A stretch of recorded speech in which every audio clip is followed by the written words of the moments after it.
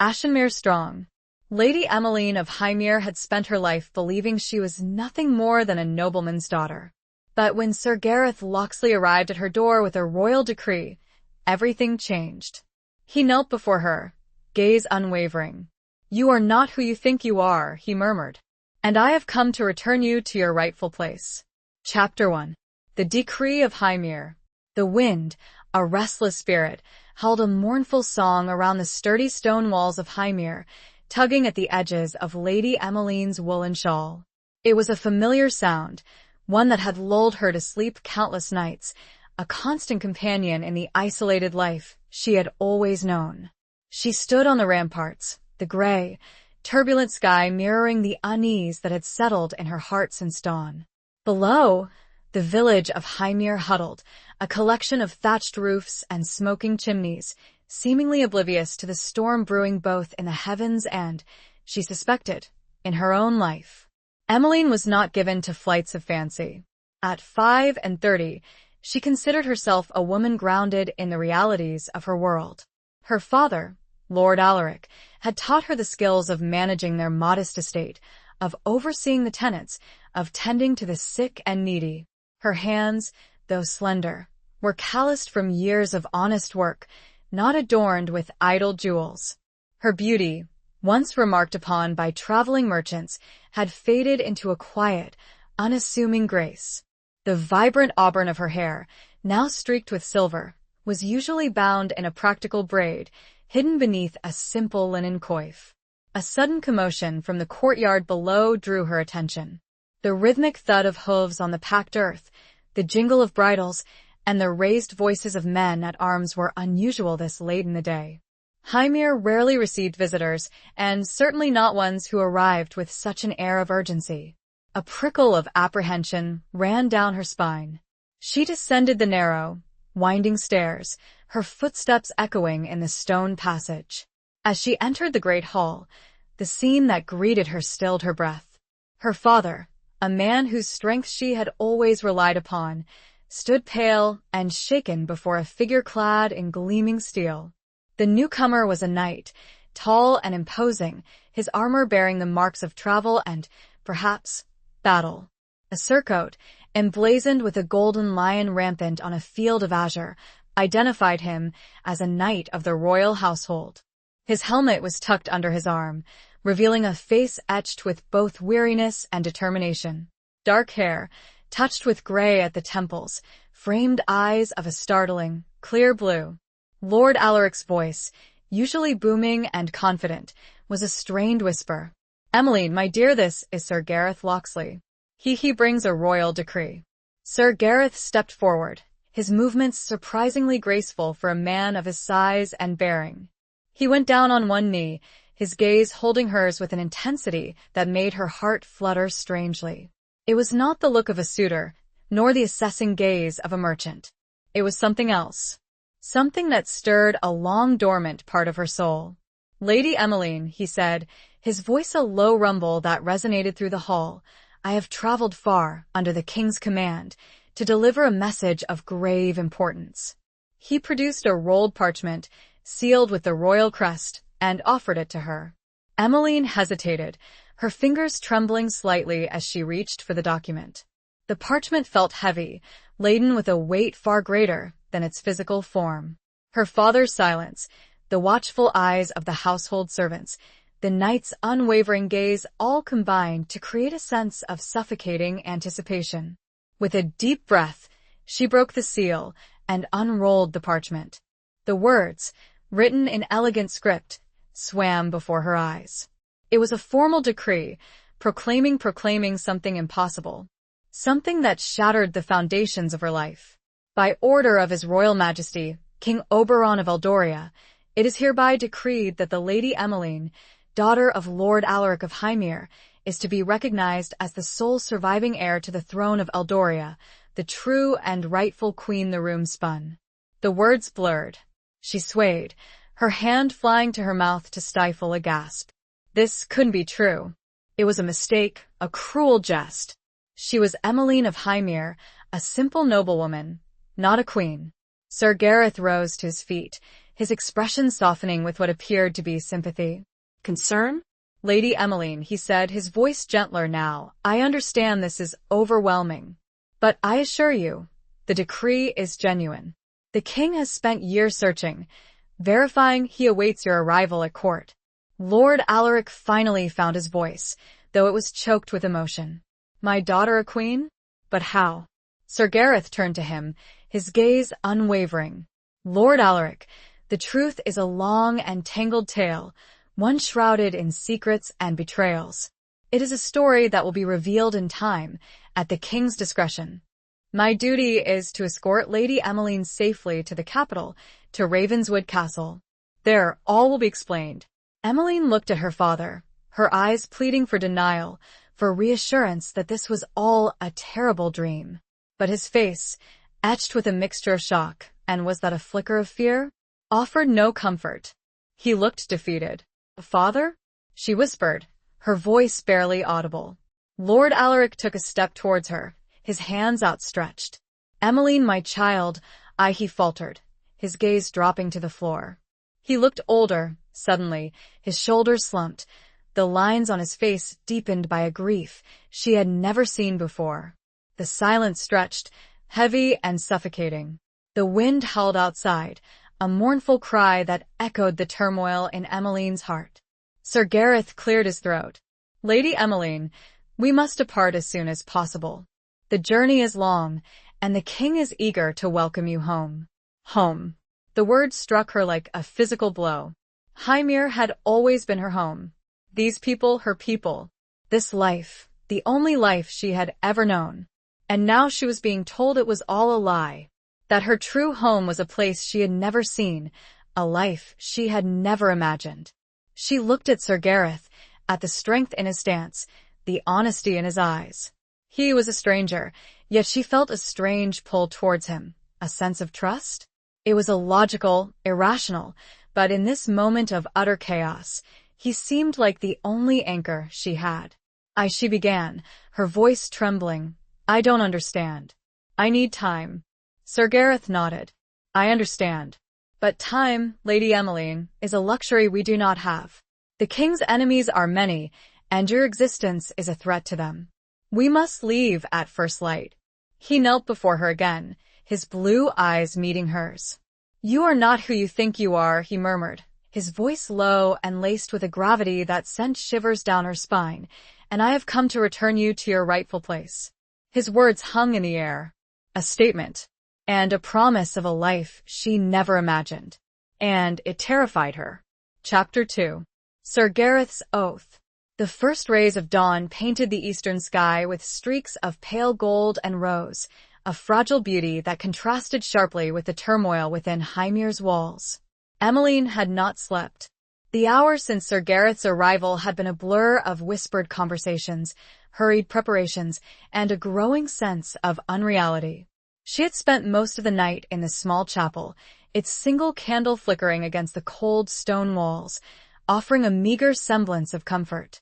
She had prayed, not for guidance, for she felt utterly lost, but for strength. Strength to face the unknown, to bear the weight of a destiny she had never sought. The familiar prayers, the ones she had recited since childhood, felt hollow now, inadequate to express the maelstrom of emotions that churned within her. The chapel door creaked open, and Sir Gareth entered, his tall frame silhouetted against the faint light filtering through the stained glass window depicting Saint Michael vanquishing the dragon. He moved with a quiet grace that belied his warrior's build, his footsteps muffled by the rush matting on the floor. He stopped a few feet away, his gaze respectful, but unwavering. Lady Emmeline, he said softly, it is time. Emmeline rose from her knees, her stiff joints protesting after hours spent on the cold stone. She smoothed down the simple, dark blue gown she had chosen for the journey, a garment far removed from the silks and velvets that, she now understood, were the expected attire of a queen. Sir Gareth, she replied, her voice steadier than she expected, before we depart, I must understand why me? Why now? He hesitated, his blue eyes searching hers, as if gauging her readiness for the truth. The full story is not mine to tell, Lady Emmeline. It is the king's prerogative. But I can tell you this: your birth was shrouded in secrecy, a necessary precaution in a time of great danger. The king's brother, Prince Edric, led a rebellion, seeking to usurp the throne. Your mother, Queen Isolde, fearing for your safety, entrusted you to Lord Alaric, a loyal and trusted nobleman. Emmeline's mind reeled. Her father, not her father? Lord Alaric, the man who had raised her, taught her, loved her, was he merely a guardian, a protector? The thought was a knife twisting in her heart. And my mother? She asked, her voice barely a whisper. Sir Gareth's expression softened with a hint of sorrow. Queen Isolde perished during the rebellion. Prince Edric was defeated, but the cost was immeasurable. A wave of grief washed over Emmeline, a grief for a woman she had never known, a mother she had been robbed of. And a chilling realization dawned upon her. She was the product of a bloody conflict, a pawn in a game of power she had never understood. But why now? She pressed, her voice gaining strength. Why, after all these years, has the king decided to reveal this truth? Sir Gareth's gaze shifted, a flicker of unease crossing his features. The king is ailing, Lady Emmeline. He has no other heir. He wishes to see you installed on the throne before it is too late. The words hung in the air, heavy with implication. The king was dying, and she, the forgotten heir, was to be thrust into the center of a court she knew nothing about, a world of intrigue and danger. And you, Sir Gareth, she said, studying his face, what is your role in all of this? Beyond escorting me? He met her gaze squarely. I am sworn to the king's service, Lady Emmeline. I have served him faithfully for many years. I was a young squire during the rebellion, witnessed the horrors firsthand. I made a vow and oath to protect the royal line, to ensure its continuation. Finding you, bringing you back, is the fulfillment of that oath. There was a depth of emotion in his voice, a sincerity that resonated with Emmeline. She sensed that his oath was not merely a matter of duty, but a deeply personal commitment, born of loyalty and, perhaps, something more. An oath, she repeated softly, the word echoing the weight of responsibility that now rested on her own shoulders. And what if I refuse? What if I choose to remain here, to live the life I have always known? His expression hardened slightly. Lady Emmeline, you have a duty. To your people, to your ancestors, to the memory of your mother. You are the rightful heir. You cannot simply turn away. His words stung, but she understood their truth. She could not run from this, however much she might wish to. She was no longer just Emmeline of Highmere. She was something more. Something she was only beginning to comprehend. Very well, Sir Gareth, she said, lifting her chin, her voice gaining a newfound resolve. I will go with you. I will face this destiny. But I will do so on my own terms. I will not be a pawn. I will learn, I will adapt, and I will rule. As best I can. A flicker of something that might have been admiration crossed his features. He bowed his head slightly. As you wish, my lady. I will serve you faithfully, as I have served the king. I will protect you, guide you, and help you navigate the treacherous waters of the court. He offered her his arm, a gesture of both respect and protection. Emmeline hesitated for a moment, then placed her hand on his, the warmth of his touch surprisingly reassuring. As they walked out of the chapel, into the pale light of dawn, Emmeline felt a shift within her. The fear was still there, a cold knot in her stomach, but it was tempered by a growing sense of determination. She was stepping into the unknown, into a world of danger and intrigue, but she was not alone. She had Sir Gareth, a knight bound by an oath, a man whose strength and loyalty she had already begun to rely upon. And she had a purpose. A destiny to fulfill, a throne to claim. The journey ahead would be long and arduous, but she would face it, not as a frightened girl, but as the woman she was meant to be. The forgotten heir was no more. The queen was about to rise. A feeling of both dread and exhilaration surged in her chest. She had no illusions left. This was not a fairy tale. This was war, politics, and a battle for survival. And she had just taken her first step. Chapter 3. Whispers of the past. The journey to Ravenswood Castle was a slow, arduous trek through a landscape that mirrored the shifting emotions within Emmeline.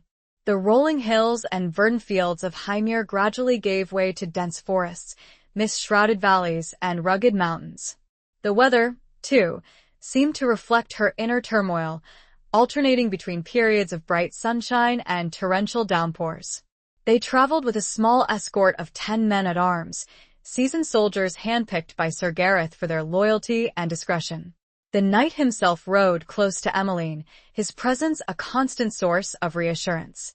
He was a watchful guardian, his blue eyes constantly scanning the surroundings, alert to any sign of danger. Emmeline found herself studying him, observing the way he sat his horse, the way he spoke to his men, the way he seemed to anticipate her needs before she even voiced them. He was a man of few words, but his actions spoke volumes. He treated her with a respect that was both formal and protective. It was a strange combination, one that both intrigued and comforted her. During the long hours in the saddle, Emmeline tried to glean more information about her past, about the circumstances that had led to her hidden life at Hymere. Sir Gareth was reluctant to reveal too much, always reminding her that the full story was the king's to tell. But she persisted, piecing together fragments of information like a shattered mosaic. "You said you were a squire during the rebellion," she said one afternoon, as they rested their horses by a rushing stream. "What was it like, the fighting?" He looked away, his gaze fixed on the distant mountains. "It was brutal, Lady Emmeline. Brother against brother, father against son. The kingdom was torn apart. Prince Edric was a charismatic leader, but he was also ruthless, driven by a lust for power." "And my mother?" she asked softly. "What was she like?" A flicker of emotion crossed his features, a hint of sadness, perhaps even regret. Queen Isolde was a remarkable woman, strong, courageous, and deeply devoted to her people. She was loved by all who knew her. She made the ultimate sacrifice to protect you. Emmeline felt a pang of grief, a longing for a mother she had never known. "And Lord Alaric, the man who raised me, how did he come to be chosen?"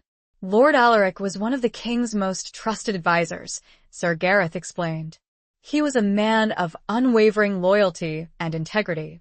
He risked everything to protect you, to keep you safe from Edric's forces." "He never told me," Emmeline said, her voice tinged with bitterness. "He never gave me any hint of the truth." Sir Gareth sighed. "He was sworn to secrecy, Lady Emmeline. It was for your own protection. The fewer people who knew the truth, the safer you were." "But it was my life," she countered, her voice rising slightly. "I deserve to know." He met her gaze, his expression softening. "I understand your anger, Lady Emmeline. But Lord Alaric did what he believed was best. He loved you as his own daughter." The words struck her deeply. She had always felt loved by Lord Alaric, had always known that he cared for her deeply. But now, she understood that his love was intertwined with a secret, a burden he had carried for over 3 decades. As they continued their journey, Emmeline found herself observing the world around her with new eyes. The simple peasants they encountered along the road, the bustling market towns they passed through, the imposing castles that dotted the landscape, all of these took on a new significance. She was not just a traveler passing through, she was their future queen, their protector, their leader. The weight of that responsibility settled upon her like a heavy cloak. She was expected to rule, to make decisions that would affect the lives of thousands, perhaps millions. And she felt utterly unprepared. One evening, as they camped beneath a canopy of ancient oaks, Emmeline found herself unable to sleep. The sounds of the forest, the hooting of owls, the rustling of leaves, seemed to amplify her anxiety. She rose from her bedroll and walked a short distance from the camp, seeking a moment of solitude. Sir Gareth appeared beside her, seemingly out of nowhere. "Cannot sleep, my lady?" he asked softly. She shook her head. I am overwhelmed, Sir Gareth. By all of this. By the responsibility, the uncertainty, the fear." He stood silently for a moment, his gaze fixed on the star-studded sky. "Fear is a natural emotion, Lady Emmeline," he said quietly. It is what we do with that fear that defines us. Do we let it consume us, or do we use it to fuel our courage? His words resonated with her. She had always been taught to face her fears, to overcome them. But this was different. This was a fear that threatened to engulf her, to paralyze her. "I don't know if I can do this, Sir Gareth," she confessed, her voice trembling. "I don't know if I am strong enough." He turned to her, his blue eyes intense in the moonlight. "You are stronger than you think, Lady Emmeline," he said, his voice firm. "You have the blood of kings in your veins. You have the spirit of your mother. And you have me. I will not let you fail." His words, his unwavering belief in her, sent a surge of warmth through her. She felt a flicker of hope, a spark of determination ignite within her. "Thank you, Sir Gareth," she said, her voice steadier now. "For everything." He nodded, a slight smile playing on his lips. "Get some rest, my lady," he said. "We have a long journey ahead of us." As she returned to her bedroll, Emmeline felt a sense of calm settle over her. The fear was still there, but it was no longer overwhelming. She had a purpose, a destiny to fulfill. And she had Sir Gareth, a knight whose loyalty and strength she had come to trust, a man whose presence gave her the courage to face the whispers of her past and step forward toward the dawn of a new, uncertain future, a queen in waiting. The secrets were many, and they were layered, like the rings of an ancient tree. And she had only begun to peel them back. Chapter 4. The journey begins. The official start of their journey, marked by their departure from the immediate environs of Ashenmere, was a somber affair. Emmeline, dressed in the sturdy, dark blue riding habit Sir Gareth had procured for her, sat astride a gentle mare named Willow.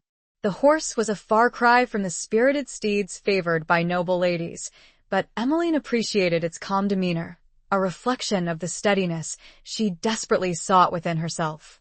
She looked back at Ashenmere, its stone walls already receding into the morning mist. A wave of emotion washed over her: sadness, regret, and a deep sense of loss. She was leaving behind the only home she had ever known, the only life she had ever understood. She was leaving behind Lord Alaric, the man who had raised her, loved her, and deceived her. She had not had a chance to speak to him privately before their departure. He had been strangely distant, avoiding her gaze, his usual jovial manner replaced by a haunted silence. She longed to ask him everything, to understand his motivations, his fears, his regrets. But the opportunity had not presented itself, and now it was too late. Sir Gareth rode beside her, his presence a silent reassurance. He did not speak, but she sensed his understanding, his empathy. He knew the pain she was feeling, the turmoil she was experiencing. The first few days of the journey were uneventful, passing through familiar territory, the rolling hills and farmlands of Ashenmere's surrounding estates. The small escort of men-at-arms maintained a vigilant watch, but there were no signs of danger, no hint of the threats that Sir Gareth had warned her about. Emmeline used the time to observe her companions, to learn their names, their personalities, their strengths. There was old Sergeant Bard, a grizzled veteran with a gruff manner but a kind heart. There was young Thomas, barely more than a boy, eager to prove himself. And there was Alara, the only woman among the escort, a skilled archer with a sharp wit and an even sharper eye. Emmeline found herself drawn to Alara, sensing a kindred spirit in the woman's quiet strength and independence. They shared a few brief conversations, mostly about practical matters, the care of horses, the best way to mend a torn garment, but Emmeline felt a connection with her, a sense of camaraderie that eased her loneliness. As they ventured further from Ashenmere, the landscape began to change, becoming wilder, more untamed. They entered dense forests, where the trees grew tall and close together, casting long shadows that seemed to hold secrets. They crossed rushing rivers, their waters cold and clear, reflecting the ever-changing sky. Emmeline found herself both fascinated and intimidated by the vastness of the world beyond Ashenmere. She had always been content with her small, circumscribed life, but now she was seeing the world with new eyes, recognizing its beauty, its danger, and its potential. One evening, As they camped by a small lake, its surface shimmering in the moonlight, Sir Gareth approached Emmeline, a scroll in his hand. "Lady Emmeline," he said, "I have received a message from the king." Emmeline's heart quickened. "What is it?" she asked, her voice tinged with apprehension. "He wishes to know of our progress," Sir Gareth replied. "He is anxious to see you." He hesitated, then added, "He also sends his blessings." Emmeline felt a pang of guilt. She had been so focused on her own emotions, on her own fears and uncertainties, that she had barely given a thought to the king, the man who was her father, the man who was dying. Tell him we are well," she said, her voice choked with emotion. "Tell him I am coming." Sir Gareth nodded. "I will, my lady." He paused, then added, "He also requests that you begin to familiarize yourself with the customs of the court. He has sent a primer." He handed her the scroll, a small, leather-bound book filled with elegant script. Emmeline opened it, her eyes scanning the pages. It was a guide to court etiquette, a detailed explanation of the rules, rituals, and expectations that govern the lives of the nobility. She read about the proper way to address the king, the queen, and other members of the royal family. She read about the intricate dances, the elaborate feasts, the formal ceremonies that filled the court calendar. She read about the political factions, the rivalries, the intrigues that simmered beneath the surface of polite society. It was a world utterly foreign to her, a world of complex rules and unspoken codes. She felt a wave of panic wash over her. How could she possibly navigate this labyrinth of expectations? "Sir Gareth," she said, her voice trembling, I don't know if I can do this. I am not a lady of the court. I am a simple countrywoman." He met her gaze, his expression softening. "You will learn, Lady Emmeline," he said. "I will help you. And you have natural grace, a quiet dignity that will serve you well." His words, his confidence in her, gave her a measure of comfort. She closed the book, her fingers tracing the embossed leather cover. "I will try," she said, her voice gaining strength. "I will do my best." As she continued to study the primer, she began to realize that the court was not just a place of frivolous entertainment and empty rituals. It was a center of power, a place where decisions were made that affected the lives of everyone in the kingdom. It was a place where she, as the future queen, would have to wield her influence, make her voice heard. The thought was both daunting and exhilarating. She was beginning to understand the scope of her responsibility, the potential for good or harm that she possessed. She spent the next few days practicing the formal curtsies, the polite phrases, the intricate steps of the court dances. Sir Gareth, surprisingly, proved to be a patient and knowledgeable teacher. He explained the nuances of court etiquette, the subtle signals, the unspoken rules that governed interactions. He also taught her about the history of Eldoria, its kings and queens, its triumphs and tragedies. He spoke of her mother, Queen Isolde, with a reverence that touched Emmeline deeply. "She was a wise and just ruler," he said. "She cared deeply for her people. She would have been proud of you." Emmeline felt a surge of emotion, a mixture of pride and sorrow. She was determined to live up to her mother's legacy, to be a queen worthy of her name. As the days passed, Emmeline felt herself changing, transforming. The simple countrywoman was gradually giving way to the future queen. She was learning, adapting, growing stronger. The journey was not just a physical one, it was a journey of self-discovery, a journey of transformation. And at the end of it, a new life awaited. A life full of challenges, yes, but also full of possibilities. She would not be a simple countrywoman any longer, but a queen. And as the future queen, she felt a pull, a tug on a rope, toward a future unseen. She felt dread, but also the stirrings of a spirit ready to battle. The forest seemed to breathe with her, whispering ancient secrets and urging her forward. Chapter 5. Shadows of Ravenswood. The closer they drew to Ravenswood Castle, the more palpable the tension became. The open countryside gave way to a dense, ancient forest, its trees gnarled and twisted, their branches interwoven like skeletal fingers reaching for the sky. The sunlight struggled to penetrate the thick canopy, casting the forest floor in a perpetual twilight. The air grew heavy, laden with the scent of damp earth and decaying leaves, and a sense of unease settled over the traveling party. Sir Gareth became even more vigilant, his hand never far from the hilt of his sword. He ordered the men-at-arms to ride closer, their formation tightening around Emmeline. He spoke in hushed tones, his instructions crisp and concise. "This is Ravenswood Forest," he explained to Emmeline, his voice low. "It is said to be haunted by the spirits of those who perished in the rebellion, and by others." Emmeline shivered, despite the warmth of her woolen cloak. She had heard tales of Ravenswood Forest, whispered stories of bandits, outlaws, and darker things. Creatures of shadow and mist, said to prey on unsuspecting travelers. She had always dismissed such stories as folklore, the fanciful imaginings of superstitious peasants. But now, surrounded by the oppressive gloom of the forest, she found it harder to dismiss them so easily. They rode in silence for hours, the only sounds the thud of hooves on the soft earth, the creak of leather, and the occasional rustle of leaves. The forest seemed to watch them, to listen to their every breath. Emmeline found herself clutching the small, silver locket she wore around her neck, a gift from Lord Alaric on her 16th birthday. It contained a miniature portrait of him, a reminder of the man who had raised her, the man she had always believed to be her father. She had opened the locket countless times since leaving Hymere, studying the familiar lines of his face, searching for answers, for clues to the mystery of her past. But the portrait offered no solace, only a deepening sense of loss and betrayal.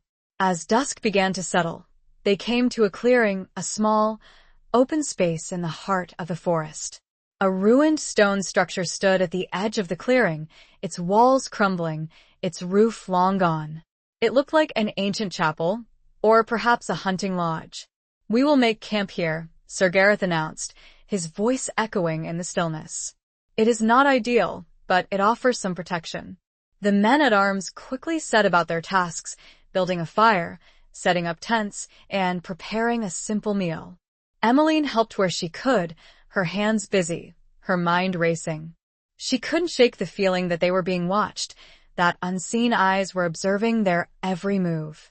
She glanced around the clearing, her gaze searching the shadows, but saw nothing. As they ate their meager supper, the silence was broken by a sudden, sharp crack from the surrounding forest. Everyone jumped, their hands reaching for their weapons. Sir Gareth stood, his sword drawn, his eyes scanning the darkness. "What was that?" he demanded. Sergeant Bard, his face grim, shook his head. "Could be anything, Sir Gareth. A falling branch, an animal, but Emmeline knew it was something more. She felt it in her bones, a primal fear that sent shivers down her spine. They finished their meal in silence, the tension thick in the air. As darkness fell, the fire cast flickering shadows on the surrounding trees, making them seem to dance and sway like grotesque figures. Emmeline tried to sleep, but her mind was too restless. Every sound, every rustle, every creak sent her heart racing. She lay in her tent, listening to the sounds of the forest, her senses on high alert. Suddenly, she heard a whisper, a faint, almost imperceptible sound that seemed to come from just outside her tent. Emmeline, she sat up, her heart pounding in her chest. She strained her ears, listening intently. There was again a whisper, barely audible.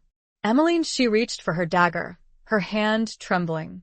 She slowly unlaced the flap of her tent and peered outside. The clearing was bathed in the pale light of the moon, the fire casting long, dancing shadows. She saw nothing, heard nothing. She was about to dismiss it as her imagination when she saw it. A figure, standing at the edge of the clearing, partially hidden by the trees.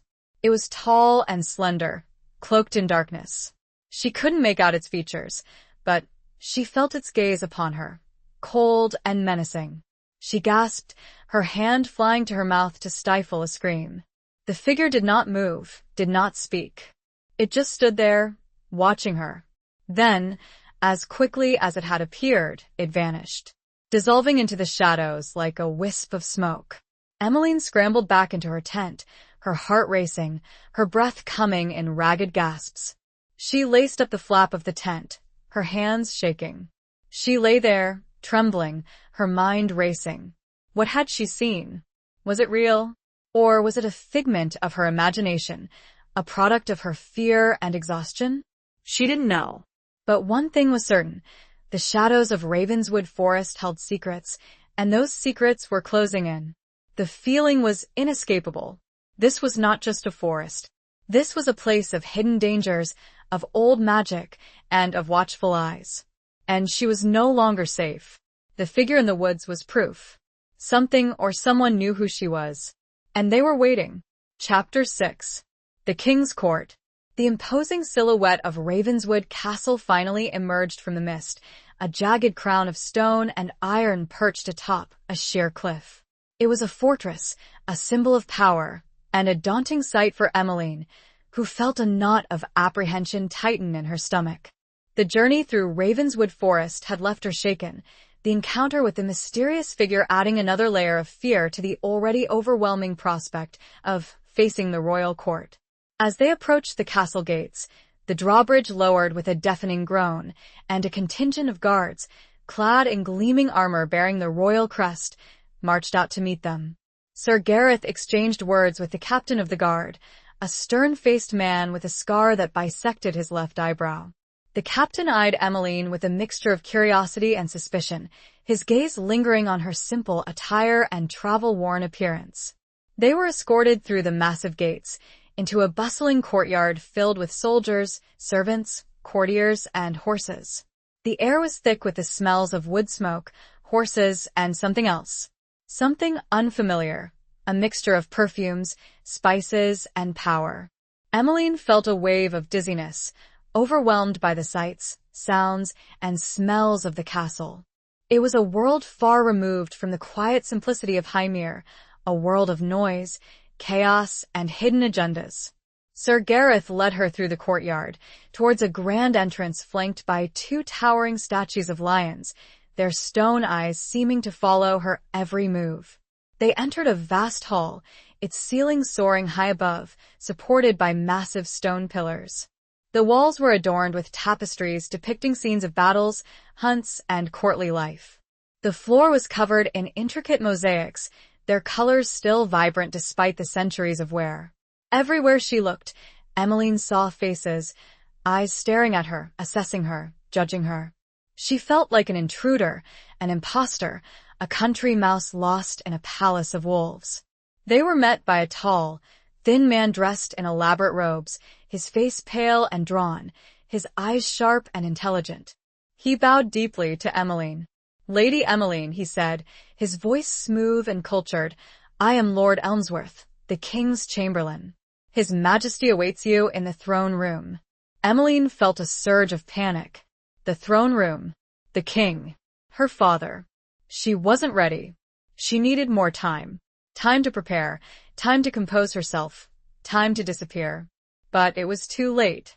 Lord Elmsworth was already leading them through a series of corridors, each one grander and more imposing than the last. The walls were lined with portraits of past kings and queens, their eyes seeming to follow her, judging her worthiness. Finally, they reached a pair of massive oak doors, guarded by two knights in full armor, their faces impassive. The doors swung open, revealing the throne room. It was a breathtaking sight. A vast, cavernous space, its ceiling lost in the shadows, its walls adorned with gold and silver. Sunlight streamed through tall, stained glass windows, casting colorful patterns on the floor. At the far end of the room, on a raised dais, sat the throne, a massive chair of carved ivory and gold, its back depicting a scene of a dragon being slain by a knight. And on the throne sat the king. He was an old man, his body frail and weakened by illness, his face pale and etched with pain. But his eyes, a startling shade of blue, the same shade as Sir Gareth's, were still bright, still filled with a spark of power. He wore a crown of gold, its jewels glittering in the sunlight. Emmeline felt her knees weaken. This was her father, the man who had sent her away, the man who had kept her hidden for over 3 decades. the man she was supposed to replace. Lord Elmsworth announced her, his voice echoing through the silent room. Your Majesty, I present Lady Emmeline, daughter of Queen Isolde, and your rightful heir. The king's gaze fixed on Emmeline, his eyes searching hers, as if seeking some sign of recognition, some flicker of connection. Emmeline, summoning all her courage, walked towards the throne, her steps slow and deliberate. She curtsied deeply, as Sir Gareth had taught her, her gaze fixed on the floor. Your Majesty, she said, her voice trembling slightly, I am honored to be here. The king remained silent for a moment, his gaze unwavering. Then he spoke, his voice weak but firm. Rise, my daughter, he said, and come closer. Emmeline rose, her legs shaking. She approached the dais, her heart pounding in her chest. She stopped a few feet from the throne, her gaze still lowered. The king extended a hand, his fingers thin and trembling. Come, he said, his voice softer now. Let me look at you. Emmeline hesitated, then took a step forward. She reached out and took his hand, her fingers clasping his. His skin was cold and dry, but his grip was surprisingly strong. He raised her hand to his lips and kissed it, his eyes closing for a moment. Then, he opened them and looked at her, his gaze filled with a mixture of sadness, regret, and love. You look like your mother, he whispered, his voice choked with emotion. You have her eyes, her spirit. Tears welled up in Emmeline's eyes. She felt a surge of emotion, a mixture of grief, longing, and forgiveness. Father, she whispered, the word catching in her throat. The king smiled, a faint, fleeting smile that lit up his face. Welcome home, my daughter, he said. Welcome home. And with his greeting, the weight of the world, the burden of a crown, and the fear of an unknown future crashed down on her. But in his eyes, for just a moment, she saw not a king, but a father. And that gave her a sliver of hope. The court was silent, watching, waiting. The game had begun. Chapter 7. A Dance of Deception. The days following Emmeline's arrival at Ravenswood Castle were a whirlwind of introductions, ceremonies, and lessons in courtly etiquette. She was presented to the various members of the royal court, a bewildering array of lords and ladies, dukes and duchesses, each with their own titles, agendas, and hidden loyalties. She was shown to her chambers, a suite of rooms far grander than anything she had ever imagined. The walls were hung with tapestries, the floors covered in thick carpets, the furniture crafted from the finest woods and inlaid with precious stones. She had a staff of servants at her disposal, attending to her every need, from dressing her in elaborate gowns to preparing her meals. But despite the opulence and the attention, Emmeline felt like a prisoner in a gilded cage. She was constantly surrounded by people, yet she felt utterly alone. She missed the simplicity of Highmere, the freedom of the open fields, the companionship of Lord Alaric and the villagers. She longed to speak to her father, the king, to learn more about her mother, about her past, about the circumstances that had led to her hidden life. But he was often too weak to receive her, his strength fading with each passing day. Lord Elmsworth, the king's chamberlain, acted as an intermediary, relaying messages, answering questions, and controlling access to the king. Emmeline quickly realized that Lord Elmsworth was a powerful figure at court, a man with his own ambitions and his own network of influence. He was polite, even deferential, to her, but she sensed a subtle undercurrent of something else. Distrust? Contempt? She couldn't quite place it, but she knew she needed to be wary of him. Sir Gareth remained her constant companion, her protector, and her guide. He taught her the intricacies of court politics, the unspoken rules, the hidden dangers. He introduced her to the key players, warning her about their alliances and rivalries. The court is a dangerous place, Lady Emmeline, he told her one evening, as they walked in the castle gardens. Everyone is playing a game of power, a game of deception. You must be careful who you trust. Emmeline nodded, her gaze fixed on the setting sun, its golden rays painting the sky with vibrant colors. I know, she said softly. I feel it, the undercurrents, the whispers, the hidden agendas. There are those who support your claim to the throne, Sir Gareth continued. But there are also those who oppose it. Those who believe you are too young, too inexperienced, too common. Emmeline felt a surge of anger. They judge me without knowing me, she said, her voice rising slightly. They see only the countrywoman, not the queen I am meant to be. Sir Gareth placed a hand on her arm, his touch reassuring. You will prove them wrong, Lady Emmeline, he said. You have the strength, the courage, and the right. His words, his belief in her, gave her a measure of comfort. She looked at him, her gaze meeting his. Thank you, Sir Gareth, she said. For everything. He smiled, a slight, fleeting smile that lit up his face. It is my duty, my lady, he said. And my pleasure. As the days turned into weeks, Emmeline began to navigate the treacherous waters of the court. She learned to read the subtle cues, the unspoken messages, the hidden meanings behind the polite words and the elaborate gestures. She learned to identify her allies, her enemies, and those who were somewhere in between.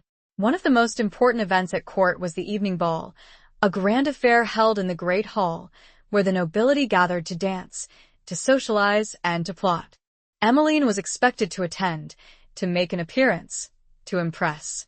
She spent hours preparing for the ball, her servants fussing over her gown, her hair, her jewels. She was dressed in a gown of shimmering silk, the color of the deep blue sea, embroidered with silver threads and adorned with pearls. Her hair was styled in an elaborate updo, decorated with jewels that sparkled in the candlelight. She looked in the mirror and saw a queen. But it was a queen she did not recognize, a queen who felt like a stranger.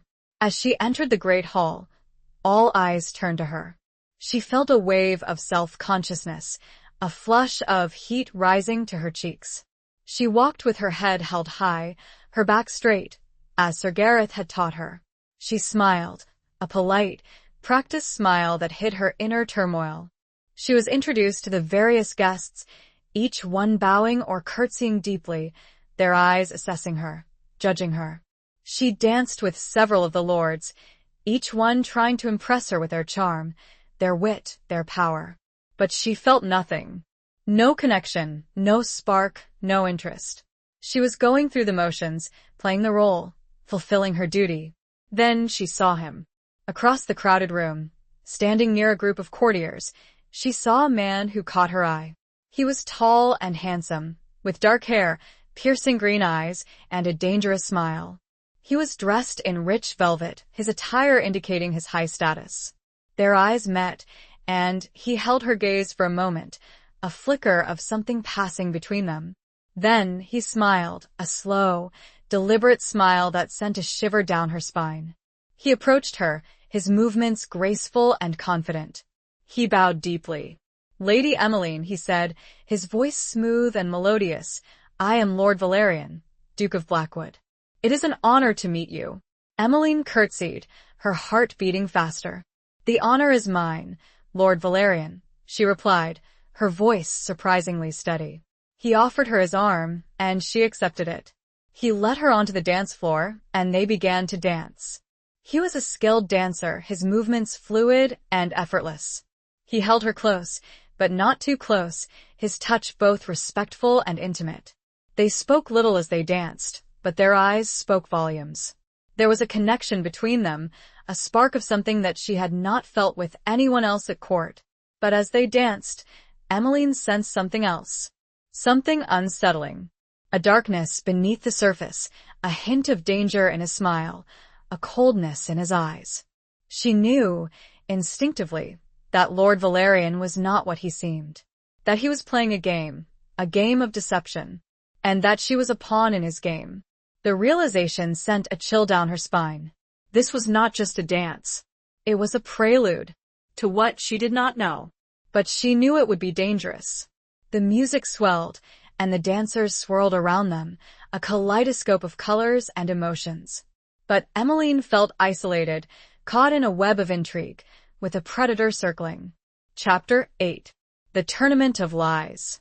The announcement of a grand tournament, hosted by the king in honor of Emmeline's arrival, sent a ripple of excitement through the court. It was to be a spectacle of skill, courage, and chivalry, a display of martial prowess that would draw knights from across the kingdom. But beneath the surface of pageantry and celebration, Emmeline sensed a deeper purpose, a strategic move in the ongoing game of power.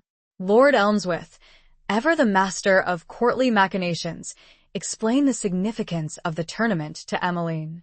"It is an opportunity, my lady," he said, his voice smooth and persuasive, "to demonstrate the strength and unity of the kingdom. To show your potential rivals that you have the support of the nobility." Emmeline nodded, understanding the unspoken message. The tournament was not just a display of martial skill, it was a test of loyalty, a way to gauge the allegiances of the various factions at court. Sir Gareth, ever vigilant, echoed Elmsworth's sentiment, but with a more cautious tone. "Be wary, my lady," he warned. "The tournament can be a dangerous place, not just on the field of battle, but in the whispers and intrigues that surround it." Emmeline knew he was right. The tournament was an opportunity for her enemies to strike, to undermine her position, to eliminate her. She spent the days leading up to the tournament observing the preparations, watching the knights practice their skills, and studying the faces of the courtiers. She was learning to read the subtle cues, the unspoken messages, the hidden agendas. She noticed that Lord Valerian, the Duke of Blackwood, was a frequent visitor to the training grounds, his presence drawing the attention of many of the knights. He was a skilled warrior, renowned for his prowess with both sword and lance. He was also ambitious, and Emmeline sensed that he saw the tournament as an opportunity to advance his own interests. She also noticed that Lord Elmsworth was often seen in conversation with Lord Valerian, their heads close together, their voices low and conspiratorial. She couldn't hear what they were saying, but she knew it was nothing good. On the day of the tournament, the castle grounds were transformed into a scene of vibrant color and bustling activity. Tents and pavilions were erected, banners and flags fluttered in the breeze, and crowds of spectators gathered from across the kingdom. Emmeline, dressed in a gown of royal blue and silver, sat in the royal box alongside her father, the king. He was weak, his strength fading, but his eyes were bright with a flicker of pride. Or perhaps it was merely the reflection of the sun on the jewels of his crown. The tournament began with a grand procession, the knights riding into the arena in full armor, their horses adorned with colorful trappings. The crowd cheered, their voices echoing through the grounds. Sir Gareth was among the participants, his armor gleaming in the sunlight, his surcoat bearing the royal crest. Emmeline felt a surge of pride, affection. She wasn't sure, but she knew she wanted him to win, to succeed, to be safe. The first event was the joust, a test of skill and courage in which two knights, armed with lances, charged at each other on horseback, attempting to unseat their opponent. Emmeline watched with bated breath as Sir Gareth rode into the arena, his lance held steady, his gaze fixed on his opponent. The two knights charged, their horses thundering across the field, their lances meeting with a deafening crash. Sir Gareth's opponent was unseated, his body flying through the air and landing heavily on the ground. The crowd roared its approval, and Emmeline felt a surge of relief. Sir Gareth went on to win several more jousts, defeating each opponent with skill and determination. He was a formidable warrior, a true knight, and Emmeline felt a growing sense of admiration for him. But the tournament was not just about Sir Gareth.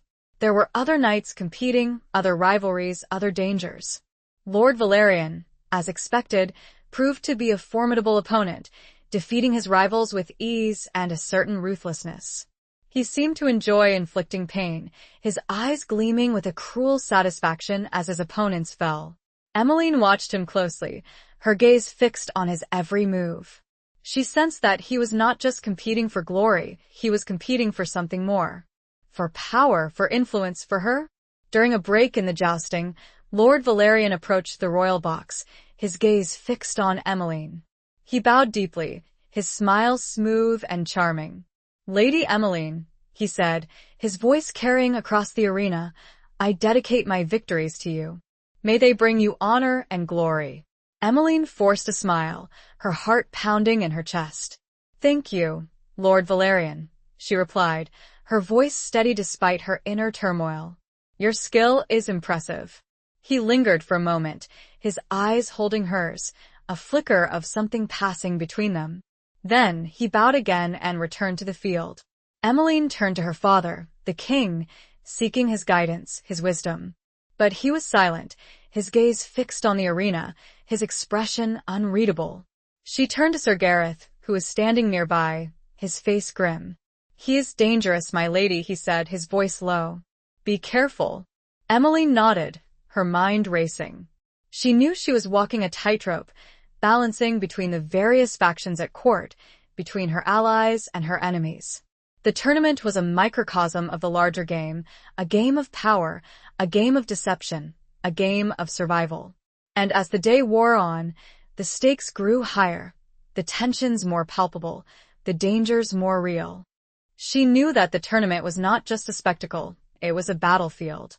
And she was in the center of it, a target for those who sought to destroy her. It was all a game of lies. She just had to unveil them one by one. The thought stayed with her throughout the rest of the day and lingered like a bad taste during the evening feast that was part of the celebrations. The cheers of the crowd seemed distant, muffled by the storm brewing within her own heart. Chapter 9. Beneath the Mask. The celebratory feast following the first day of the tournament was a lavish affair, the great hall transformed into a scene of opulent splendor. Tables groaned under the weight of roasted meats, spiced wines, and elaborate pastries. Music filled the air, and the courtiers, dressed in their finest attire, danced and socialized, their laughter and conversation echoing through the hall. But beneath the surface of merriment and revelry, Emmeline sensed a current of tension, a web of unspoken alliances and rivalries. The tournament had heightened the stakes, revealing the fault lines within the court, and everyone was watching, waiting, assessing.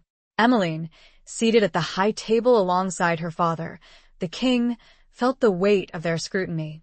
She forced a smile, playing the role of the gracious heir, but her mind was racing, analyzing every interaction, every glance, every whispered word. Lord Elmsworth, ever attentive, hovered nearby, ensuring that she was properly attended to, introducing her to various dignitaries, and controlling the flow of information. Emmeline found his constant presence both reassuring and suffocating. Lord Valerian, having performed admirably in the joust, was the center of attention, receiving congratulations and accolades from the assembled guests. He moved through the crowd with an air of confidence and arrogance, his smile smooth and charming, his eyes cold and calculating. He approached Emmeline, bowing deeply, his gaze lingering on her. "Lady Emmeline," he said, his voice a silken whisper, "you are a vision of beauty this evening. The tournament pales in comparison to your radiance." Emmeline forced a polite smile, her heart pounding in her chest. "Thank you, Lord Valerian," she replied, her voice steady despite her inner turmoil. "You fought bravely today. Your skill is undeniable." He chuckled softly, a sound that sent a shiver down her spine. "Skill is but one weapon in a warrior's arsenal, my lady," he said. "There are others more subtle, more effective." His words, his gaze, were loaded with meaning. Emily knew he was not just talking about the tournament, he was talking about the larger game, the game of power, the game of her. She met his gaze, her own eyes narrowing slightly. "Indeed, Lord Valerian," she said, "and I am learning to wield them myself."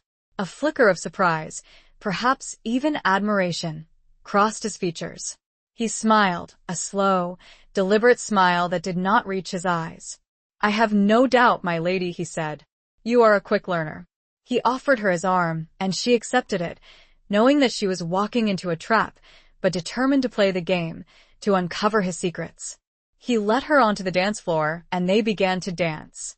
He was a skilled dancer, his movements fluid and effortless, his touch both respectful and intimate. As they danced, he spoke to her in hushed tones, his voice a low murmur that only she could hear. "The king is weak, my lady," he said. "He will not last much longer. The kingdom needs a strong ruler, a ruler who can protect it from its enemies." Emmeline felt a chill run down her spine. His words were treasonous, a direct challenge to her authority, to her right to rule. "The kingdom has a rightful heir, Lord Valerian," she replied, her voice calm but firm. "And I intend to fulfill my duty." He smiled, a cold, predatory smile.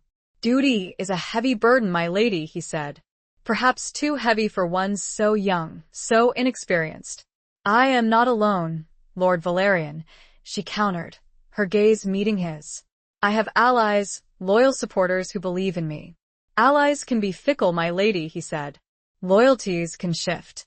And beliefs can be manipulated." His words, his tone, were a veiled threat, a warning that she could not ignore.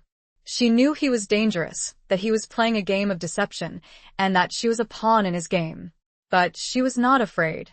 She was determined to fight back, to protect her throne, to protect herself.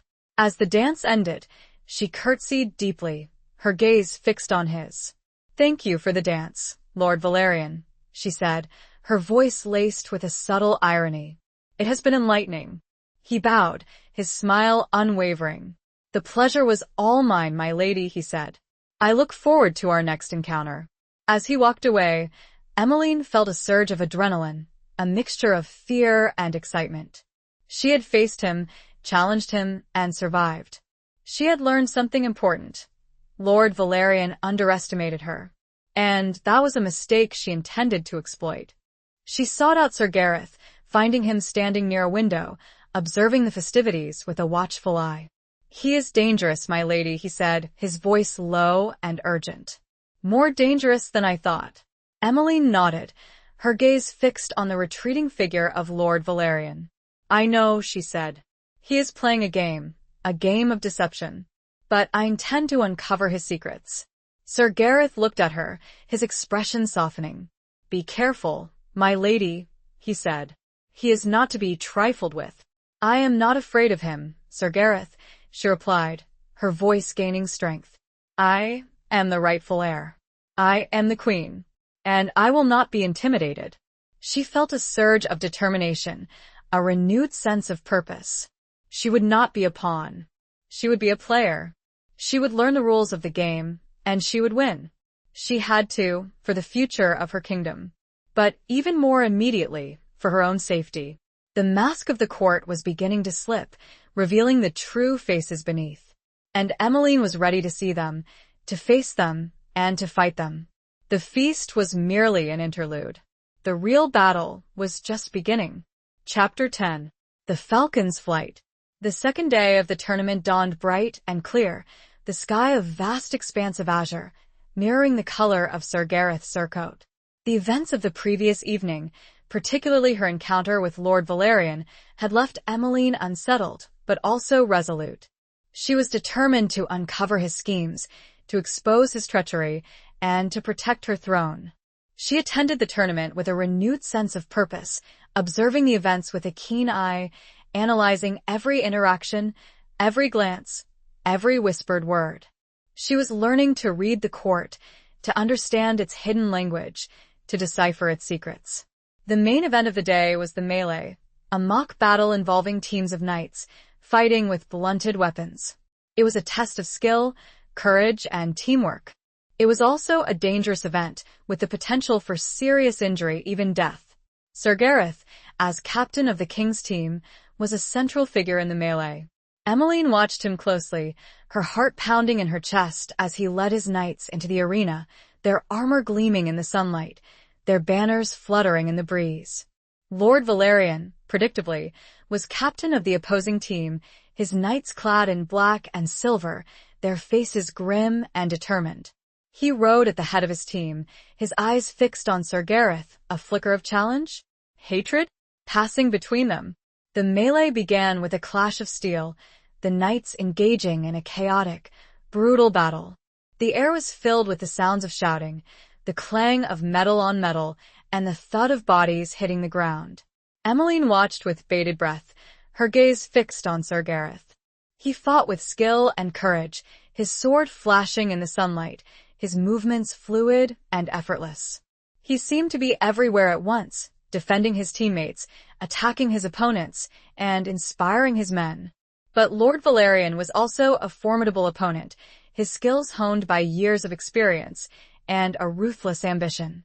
He fought with a cold ferocity, his eyes gleaming with a cruel satisfaction as he unhorsed his rivals, leaving them sprawled on the ground.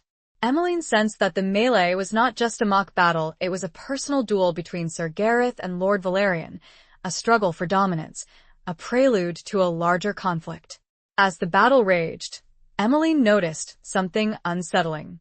Lord Valerian's knights seemed to be targeting Sir Gareth, focusing their attacks on him, trying to isolate him, to injure him. She turned to Lord Elmsworth, who was standing beside her, observing the melee with a detached interest. "Lord Elmsworth," she said, her voice sharp and urgent, "are those legal tactics?" Lord Elmsworth shrugged, his expression noncommittal. "The melee is a chaotic affair, my lady," he said.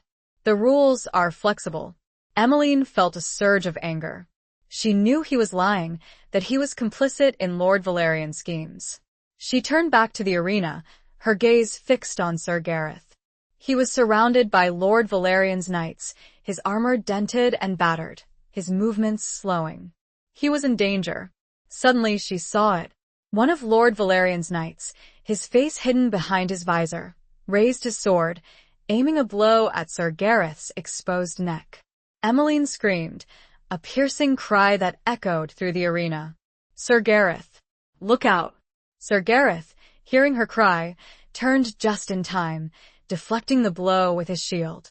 But the force of the impact knocked him off balance, and he fell to the ground. Lord Valerian's knights closed in, their swords raised, ready to finish him.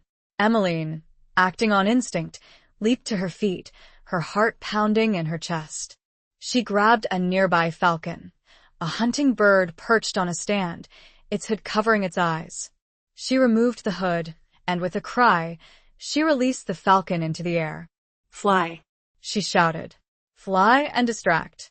The falcon, startled by its sudden freedom, soared into the sky, circling above the arena, its sharp cries piercing the din of battle. The knights, distracted by the falcon's sudden appearance, hesitated for a moment, their attention diverted. It was all the time Sir Gareth needed. He scrambled to his feet, his sword still in his hand, and rejoined the fight, his movements renewed with a surge of adrenaline. The distraction had worked. The tide of the battle began to turn. Sir Gareth's knights, inspired by his resilience and by Emmeline's unexpected intervention, fought with renewed vigor, pushing back Lord Valerian's forces. In the end, Sir Gareth's team emerged victorious, though battered and bruised. Sir Gareth, his armor covered in dust and blood, approached the royal box, his gaze fixed on Emmeline. He bowed deeply, his expression a mixture of gratitude and admiration. "My lady," he said, his voice hoarse but filled with emotion, "you saved my life." Emmeline felt a flush of warmth rise to her cheeks. She had acted on instinct without thinking, driven by what?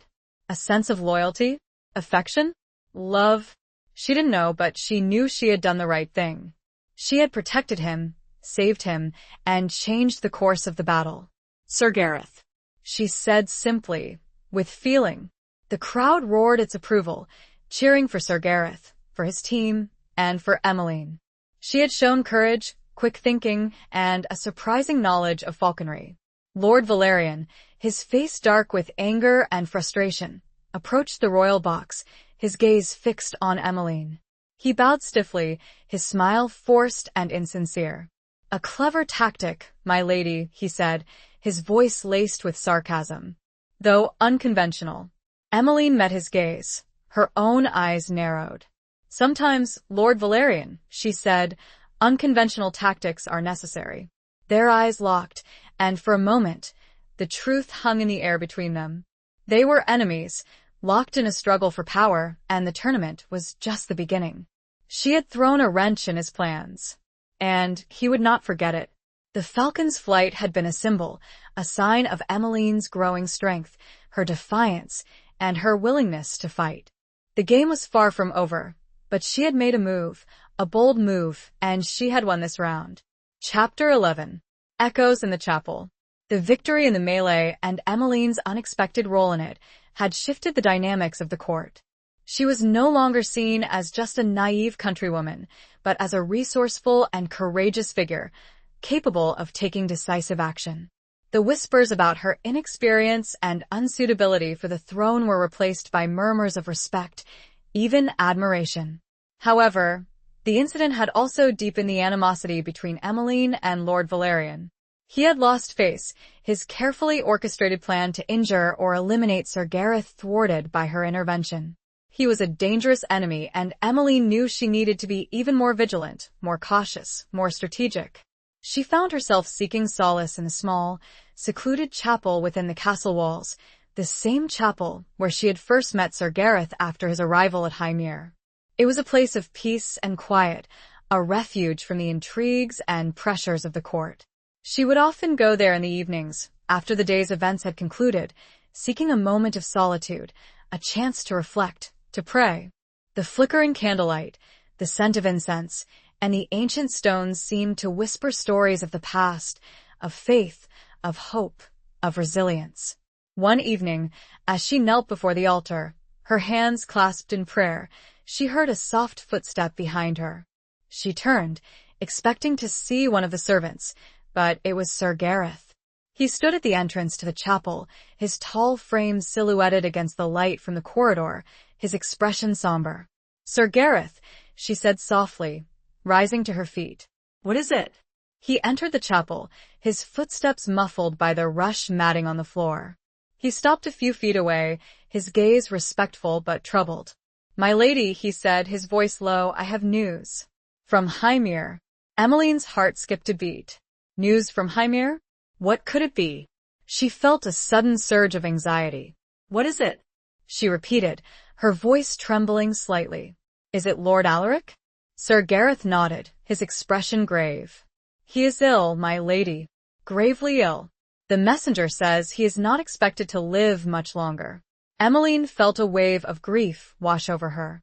Lord Alaric, the man who had raised her, loved her, and deceived her.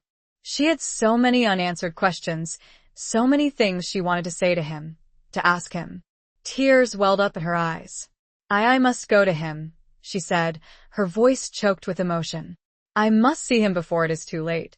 Sir Gareth hesitated, his gaze searching hers. "My lady," he said, "it is dangerous. The journey is long, and the situation at court is precarious." Emily knew he was right. Leaving the castle now, with Lord Valerian plotting against her, with the king's health failing, with the succession still uncertain, was risky. But she couldn't ignore her what? Her duty? Her love? Her need for closure? "I must go. Sir Gareth," she repeated, her voice firm despite her inner turmoil. "I cannot abandon him. Not now." Sir Gareth looked at her, his expression softening. He understood. He knew the bond she had with Lord Alaric, the debt she owed him, the love she felt for him. "Very well, my lady," he said. "I will make the arrangements. We will leave at first light." Emmeline felt a surge of gratitude. "Thank you, Sir Gareth," she said. "For everything." He nodded, a slight smile playing on his lips. "It is my duty, my lady," he said. "And my honor." They spent the rest of the evening making preparations for the journey, gathering supplies, selecting an escort, and informing the king. The king, weakened and frail, received the news with a mixture of sadness and resignation. He understood Emmeline's need to see Lord Alaric, to say goodbye, to find closure. "Go, my daughter," he said, his voice weak but filled with emotion. "And give him my blessing." Emmeline, tears streaming down her face, knelt before him and kissed his hand. "Thank you, father," she whispered. As she left the king's chambers, she felt a sense of urgency. Time was running out. She had to reach Ashenmere. She had to see Lord Alaric. She had to make peace with her past. She returned to the chapel, seeking a final moment of solace before embarking on the perilous journey. As she knelt before the altar, she closed her eyes and prayed. She prayed for Lord Alaric's health, for his peace, for his forgiveness. She prayed for strength, for courage, for guidance. And as she prayed, she heard a voice, a faint whisper that seemed to come from the very stones of the chapel. Emmeline, she opened her eyes, her heart pounding in her chest. She looked around, but she was alone. She closed her eyes again, and she heard it again, the same whisper, the same voice. Emmeline, be strong, be brave, be true. She knew it was not her imagination. It was a message, a sign, a blessing. From her mother? From the ancestors? From God? She didn't know, but she felt a sense of peace, a sense of hope. She was not alone. She had a purpose, a destiny, and she would not fail. The echoes of the past were guiding her, strengthening her, and preparing her for the challenges to come. The chapel held more than prayers. It held memories, secrets, and a connection to something beyond the mortal realm. And Emmeline was beginning to understand its power. The journey to Ashenmere would be more than a farewell. It would be a reckoning. Chapter 12. The Price of Loyalty. The journey back to Ashenmere was a stark contrast to their previous travels. The urgency of Lord Alaric's condition, coupled with the ever-present threat from Lord Valerian's machinations, cast a somber shadow over the small party. They rode hard, pushing their horses to their limits, stopping only for brief periods of rest and sustenance. Emmeline, despite her grief and anxiety, maintained a stoic facade, her focus unwavering. She knew that her strength was needed, not just for herself, but for her companions, for Sir Gareth, for the memory of Lord Alaric. Sir Gareth, ever vigilant, rode close to her, his gaze constantly scanning the surroundings, alert to any sign of danger. He spoke little, but his presence was a constant source of reassurance, a silent promise of protection. As they neared Ashenmere, the familiar landscape evoked a flood of memories, both bittersweet and painful. Emmeline saw the rolling hills, the verdant fields, the small village where she had spent her childhood, her hidden life. She saw the stone walls of Ashenmere, the place she had always called home, the place where she had learned to ride, to hunt, to manage an estate, the place where she had been loved, protected, and deceived. They arrived at Ashenmere in the late afternoon, the setting sun casting long shadows across the courtyard. The village seemed hushed, subdued, the usual bustle of activity replaced by an air of mourning. They were met by Alara, the archer, who had remained at Ashenmere to oversee the estate in Emmeline's absence. Her face was grim, her eyes filled with sorrow. "My lady," she said, bowing deeply, "Lord Alaric, he is fading fast. He has been asking for you." Emmeline felt a pang of guilt, a sharp stab of regret. She had delayed too long, allowed the intrigues of the court to distract her from her duty, her love, her connection to the man who had raised her. She dismounted, her legs stiff and aching from the long ride. She rushed into the castle, her heart pounding in her chest, her footsteps echoing through the familiar corridors. She reached Lord Alaric's chambers, the room where she had spent countless hours as a child, listening to his stories, learning from his wisdom, and receiving his love. He lay in bed, his body frail and weakened, his face pale and etched with pain. But his eyes, though dimmed by illness, still held a spark of recognition. "Emmeline," he whispered, his voice weak and raspy. My daughter Emmeline knelt beside him, tears streaming down her face. She took his hand, her fingers clasping his. His skin was cold and dry, but his grip was surprisingly strong. "Father," she said, the word catching in her throat. I am here." He smiled, a faint, fleeting smile that lit up his face. "I knew you would come," he whispered. "My brave girl." He struggled to speak, his breath coming in ragged gasps. "I have something to tell you," he said. "Something important." Emmeline leaned closer, her ear close to his lips. "Tell me, father," she said. "Tell me everything." He closed his eyes for a moment, gathering his strength. Then, he opened them and looked at her, his gaze filled with a mixture of regret, love, and fear. "Your mother," he whispered, "Queen Isolde, she entrusted you to me to protect you from Edric from Valerian's family." Emmeline's heart skipped a beat. Valerian's family? What did he mean? Valerian's father, Lord Alaric, continued, his voice growing weaker, was Edric's most loyal supporter. He was the one who killed your mother. Emmeline felt a surge of shock, a wave of horror washing over her. Valerian's father had killed her mother? The realization was a knife twisting in her heart. He swore revenge, Lord Alaric whispered. On the royal line on you. He coughed, a spasm of pain racking his body. Emmeline held his hand tighter, tears streaming down her face. I tried to protect you, he said, his voice barely audible. I hid you, I lied to you for your own good. I know, father, Emmeline said, her voice choked with emotion. I know you did what you thought was best. He smiled, a faint, fleeting smile. Forgive me, he whispered. I forgive you, father, Emmeline said. I forgive you everything. He closed his eyes, his breathing growing shallow. My Emmeline, he whispered, his voice fading away. Then he was gone. Emmeline remained there, kneeling beside his bed, holding his hand, her tears falling silently onto the coverlet.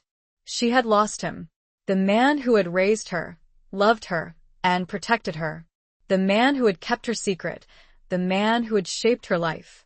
Sir Gareth entered the room, his expression somber. He saw the scene, the lifeless body of Lord Alaric, the grief-stricken face of Emmeline. He understood. He approached her, his hand gently touching her shoulder. My lady, he said softly, I am so sorry. Emmeline looked up at him, her eyes filled with tears. He told me the truth, she said, her voice trembling. About my mother, about Valerian. Sir Gareth's expression hardened. Valerian, he said, his voice low and dangerous. He will pay for his crimes. Emmeline nodded, her grief mingling with a surge of anger, a determination for justice. Lord Alaric's death had revealed the truth, the depth of Valerian's treachery, the price of loyalty. She had come to Hymir to say goodbye, to find closure, to make peace with her past. But she had found something else. Something more important. She had found the truth. And that truth would fuel her, guide her, and empower her to fight. For her mother, for Lord Alaric, for her kingdom. The price of loyalty had been high, but the cost of betrayal would be even higher. And Valerian would pay it. The echoes of Hymir were no longer whispers of the past, but a roar of defiance, a call to arms. Chapter 13. Scars of Remembrance. The funeral of Lord Alaric was a somber affair, attended by the villagers of Hymir and the small escort that had accompanied Emmeline. He was buried in the small churchyard, beneath the ancient oak tree where he had often sat, reading and contemplating. Emmeline, dressed in black, stood beside the grave, her heart heavy with grief, her mind filled with memories. She remembered his kindness, his wisdom, his love. She also remembered his secrets, his lies, his deception. But she had forgiven him. She understood his motivations, his fears, his loyalty. He had done what he believed was best to protect her, to keep her safe. Sir Gareth stood beside her, his presence a silent support, a steady anchor in her storm of emotions. He, too, mourned Lord Alaric, the man who had been a mentor, a friend, and a father figure to them both. After the funeral, Emmeline spent several days at Hymir, settling the affairs of the estate, comforting the villagers, and preparing for her return to Ravenswood Castle. She knew that the situation at court was precarious, that Lord Valerian was plotting against her, that the king's health was failing, that the throne was at stake. But she was no longer the same woman who had left Hymir weeks before. She had changed, transformed. She had faced her fears, learned the truth about her past, and found her strength. She was ready to fight. For her mother, for Lord Alaric, for her kingdom. Before leaving Hymir, she visited Lord Alaric's chambers, the room where he had died, the room where he had revealed the truth about her mother's death and Valerian's family's treachery. She searched the room, seeking some connection to him, some clue to the past, some weapon to use against her enemies. She found it. Hidden in a secret compartment in his desk, she found a small, leather-bound book. It was a journal, filled with Lord Alaric's handwriting. She opened it, her heart pounding in her chest, and began to read. The journal was a record of Lord Alaric's life, his thoughts, his fears, his secrets. He had written about Emmeline's birth, about Queen Isolde's death, about his promise to protect her. He had also written about Valerian's father, Lord Roderick, the man who had killed Queen Isolde. He described Roderick's cruelty, his ambition, his hatred of the royal line. He wrote about Roderick's oath of revenge, his vow to destroy the king, to eliminate the heir, to claim the throne for himself. Emmeline read with growing horror, her blood running cold. She realized the depth of Valerian's treachery, the extent of his hatred. She also realized that Valerian was not just acting on his own, he was following in his father's footsteps, fulfilling his father's oath, continuing his father's quest for revenge. The journal also contained information about Valerian's allies, his network of influence, his plans. Lord Alaric had been gathering intelligence, preparing for the day when Emmeline would return to court, when she would face her enemies. Emmeline closed the journal, her mind racing. She had found a weapon, a powerful weapon, a weapon that could expose Valerian, destroy his plans, and save her throne. She knew she had to be careful. She couldn't reveal the journal to just anyone. She had to choose her allies wisely, to trust only those who were truly loyal. She decided to confide in Sir Gareth. He was the one person she trusted implicitly, the one person she knew would support her, protect her, and help her fight. She showed him the journal, explaining its contents, its significance, its power.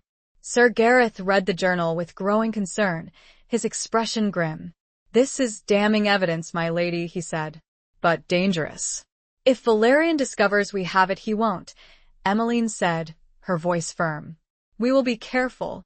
We will use it strategically. We will expose him at the right time, in the right way." Sir Gareth nodded, his gaze meeting hers. "We will, my lady," he said. Together. They spent the remaining hours before their departure planning their strategy, discussing their options, and preparing for the battle ahead. As they rode away from Ashenmere, Emmeline looked back at the castle, at the village, at the grave of Lord Alaric. She felt a sense of closure, a sense of peace. She had said goodbye. She had learned the truth. She had found her strength. She was ready to return to court, to face her enemies, to claim her throne. The scars of remembrance were deep, but they were also a source of power, a reminder of what she had lost and what she was fighting for. Ashenmere would always be a part of her past, a part of her heart, and a part of her strength. The journey back would be a journey towards justice and vengeance. Chapter 14. A Knight's Confession. The return journey to Ravenswood Castle was less hurried than their departure, but no less fraught with tension. Emmeline and Sir Gareth, now armed with Lord Alaric's journal, were acutely aware of the dangers that awaited them. They knew that Lord Valerian would be suspicious of their absence, that he would be watching them closely, waiting for an opportunity to strike. They traveled discreetly, avoiding the main roads, choosing less traveled paths, and camping in secluded locations. They spoke little, their conversations focused on strategy, on planning, on preparing for the confrontation that was to come. Emmeline found herself studying Sir Gareth, observing his every move, his every expression, his every unspoken thought. She had always trusted him, relied on him, but now she saw him in a new light. He was not just a knight, sworn to her service, he was a man, with his own emotions, his own secrets. She had glimpsed his vulnerability, his grief over Lord Alaric's death, his what? His affection? His love. For her. She had sensed it before, the unspoken connection between them, the spark of something that had flickered in the shadows of the court. But she had pushed it aside, focusing on her duty, on her survival. Now, she could no longer ignore it. It was there, in his eyes, in his touch, in his every gesture. One evening, as they camped beneath a canopy of stars, the silence broken only by the crackling of the fire, Emmeline decided to confront him. "Sir Gareth," she said softly, her gaze fixed on the flames, "there is something I must ask you." He looked at her, his expression questioning. "My lady?" he said. She hesitated, her heart pounding in her chest. "It's about us," she said. "About what we are to each other." He remained silent for a moment, his gaze searching hers. Then he spoke, his voice low and hesitant. "My lady," he said, I am sworn to your service. I am your protector, your guide." "I know," Emmeline said. But there is more, isn't there? He looked away, his gaze fixed on the distant horizon. I have served the royal family for many years, he said. I witnessed the horrors of the rebellion. I saw your mother die.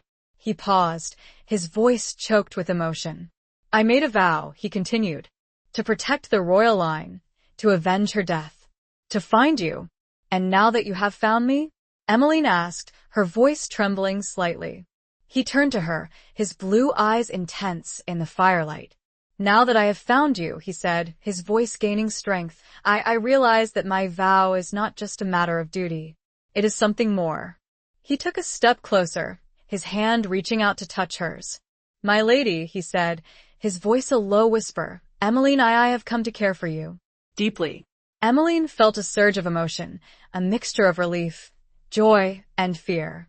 She had known, she had sensed it, but to hear him say it, to confess his feelings, it was overwhelming. She met his gaze, her own eyes filled with tears, happiness, love. Sir Gareth, she said, her voice trembling, I care for you too. I have from the moment I met you. He smiled, a genuine, heartfelt smile that lit up his face. He took her hand, his fingers clasping hers.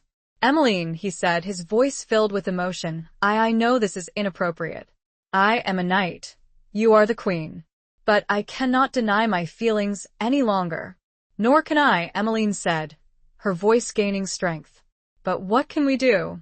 The court Valerian the throne, he squeezed her hand, his touch reassuring. We will face it together, he said. We will find a way. I will protect you. Always. They remained silent for many minutes. His words, his confession, his love had changed everything. It was a forbidden love, a dangerous love, a love that could cost them everything. But it did, for one moment, give her the strength she would need for the days ahead. But it was also a love that gave her hope, a love that fueled her determination, a love that made her believe that anything was possible. They had confessed it. It was done. The fire crackled and popped, casting flickering shadows on their faces, on their intertwined hands, on their future. A future that was uncertain, perilous, but filled with the promise of love. A love born in the shadows of the court, nurtured in the midst of danger, and confessed under a canopy of stars. The night had spoken, and the queen had heard, and the world, for a moment, seemed to hold its breath. The game was changing once more, and this time, love was a player, a powerful, dangerous, and unpredictable player. Chapter 15. The Serpent's Kiss. Their return to Ravenswood Castle was met with a carefully orchestrated display of concern and relief. Lord Elmsworth, ever the master of courtly protocol, greeted Emmeline with a formal bow and a carefully worded expression of sympathy for the loss of Lord Alaric. Courtiers whispered their condolences, their eyes filled with feigned sorrow and veiled curiosity. Lord Valerian, however, was less subtle. He approached Emmeline with a predatory smile, his gaze lingering on her with a mixture of mockery and desire. My lady, he said, his voice smooth and seductive, I was deeply saddened to hear of your loss. Lord Alaric was a respected man, though perhaps a bit too trusting. Emmeline felt a surge of anger, but she forced herself to remain calm, to maintain her composure. She knew he was baiting her, trying to provoke her, to expose her weakness. Thank you, Lord Valerian, she replied, her voice steady and controlled. Your concern is appreciated. He chuckled softly, a sound that sent a shiver down her spine. I am always concerned for your well-being, my lady, he said. Especially now, with the king's health declining so rapidly. His words were a veiled threat, a reminder of her precarious position, of the looming succession. The king is in God's hands, Lord Valerian, Emmeline said, her gaze meeting his. And the succession is a matter for the royal council, not for idle speculation. He smiled, a cold, cruel smile that did not reach his eyes. Of course, my lady, he said. But one must always be prepared. For any eventuality. He bowed and walked away, leaving Emmeline with a growing sense of unease. She knew he was plotting something, that he was closing in, that the time was running out. She sought out Sir Gareth, finding him in the training yard, practicing his swordsmanship. She told him about her encounter with Lord Valerian, about his veiled threats, about his growing confidence. Sir Gareth listened intently, his expression grim. "He is becoming bolder, my lady," he said. "He senses weakness, opportunity. We must act quickly." "I know," Emmeline said. "We must expose him. We must reveal his treachery before it is too late." They decided to use Lord Alaric's journal as the basis for their plan. The journal contained damning evidence of Valerian's family's involvement in Queen Isolde's death, of their oath of revenge, of their ongoing conspiracy against the throne. But they knew they couldn't simply present the journal to the king. He was too weak, too vulnerable, too easily manipulated by Lord Elmsworth, who, they suspected, was secretly allied with Valerian. They needed to find a way to expose Valerian publicly, to reveal his treachery to the entire court, to turn the nobility against him. They devised a plan. They would use the upcoming royal banquet, a grand affair to be held in honor of the king's birthday, as the stage for their revelation. They would arrange for a performance, a play, that would subtly mirror the events of the past, revealing Valerian's family's crimes, his own ambition, and his threat to the throne. They enlisted the help of Alara, the archer, who had proven to be a loyal and resourceful ally. She had connections with a troupe of traveling players, and she agreed to arrange for them to perform at the banquet. Emmeline and Sir Gareth worked closely with the players, crafting the script, designing the costumes, and rehearsing the performance. They were careful to keep their plan secret, revealing it only to a select few trusted allies.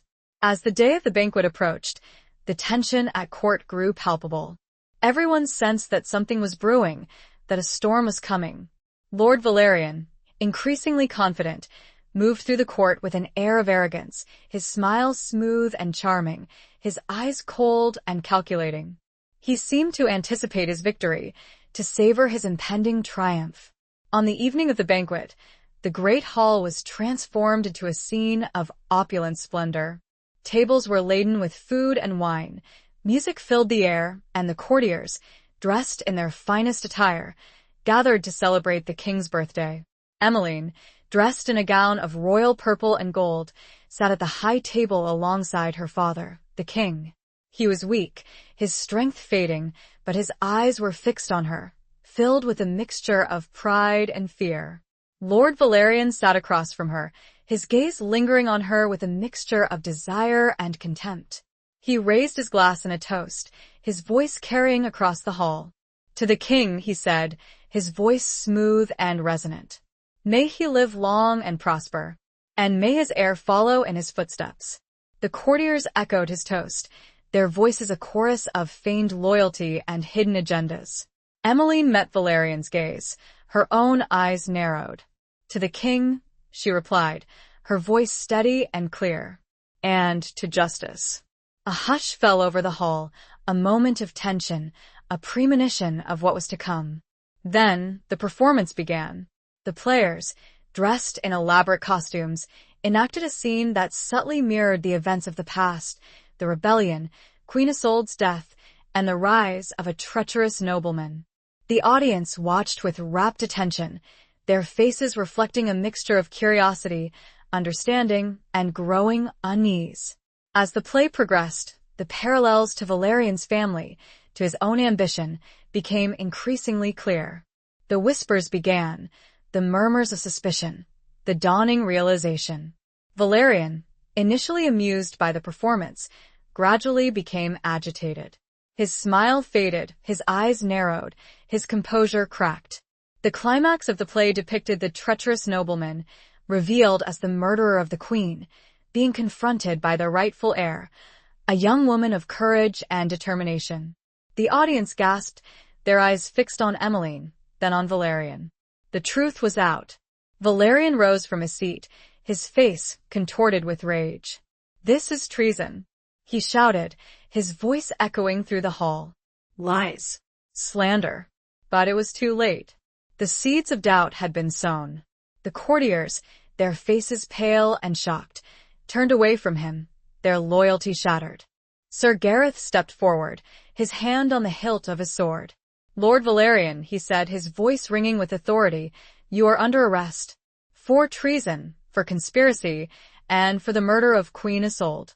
The hall erupted in chaos. Guards surrounded Valerian, his allies deserted him, and the truth prevailed. The serpent had been kissed, his venom exposed, his power broken. He had played his final card. And he had lost. Emmeline, her heart pounding in her chest, looked at her father, the king. He smiled, a faint, fleeting smile, but a smile of relief, of gratitude, of pride. The play had been more than a performance. It had been a reckoning. Chapter 16. Trials of the Heart. The arrest of Lord Valerian sent shockwaves through the court. His swift downfall, orchestrated by Emmeline and Sir Gareth, was a testament to their cunning, their courage, and their growing influence. The whispers of doubt about Emmeline's suitability for the throne were replaced by murmurs of respect, even awe. But the victory was not without its cost. The court was divided, fractured by the revelation of Valerian's treachery. His allies, those who had benefited from his patronage, were now scrambling to distance themselves from him, to salvage their own reputations. Lord Elmsworth, the king's chamberlain, who had secretly supported Valerian, was among those implicated in the conspiracy. He was stripped of his office and placed under house arrest, pending further investigation. The king, weakened by his illness, but bolstered by Emmeline's decisive action, ordered a full inquiry into Valerian's crimes. He appointed Emmeline to oversee the investigation, a clear sign of his trust in her, of his recognition of her as his rightful heir. Emmeline, with Sir Gareth's assistance, diligently pursued the truth, uncovering a web of deceit, corruption, and murder. They interrogated witnesses, examined documents, and pieced together the evidence of Valerian's long-standing plot to seize the throne. The evidence was overwhelming. Lord Alaric's journal, along with the testimony of several former allies of Valerian, proved his guilt beyond any reasonable doubt. He was found guilty of treason, conspiracy, and the murder of Queen Isolde through his father, Lord Roderick. He was sentenced to death. The execution was a public affair, held in the castle courtyard. Emmeline, as the future queen, was expected to attend, to witness the justice she had sought. She stood on the platform, her face pale but resolute, her gaze fixed on Valerian. He was defiant to the end, his eyes filled with hatred, his voice cursing her, cursing the royal line. But as the axe fell, Emmeline felt no satisfaction, no triumph. Only a profound sadness, a sense of loss. Loss of innocence, loss of illusion. She had learned a harsh lesson. The throne was not a symbol of power and glory, it was a burden, a responsibility, a cross to bear. The execution of Valerian marked a turning point in Emmeline's reign. She had proven her strength, her courage, her ability to rule. But she had also made enemies, powerful enemies, who would seek revenge. She knew she needed to consolidate her power, to secure her position, to prepare for the challenges to come. She also knew she needed to address her personal life, her relationship with Sir Gareth. Their love, born in the shadows of the court, nurtured in the midst of danger, and confessed under a canopy of stars, was a forbidden love, a dangerous love, a love that could cost them everything. But it was also a love that gave her strength, a love that sustained her, a love that she could not deny.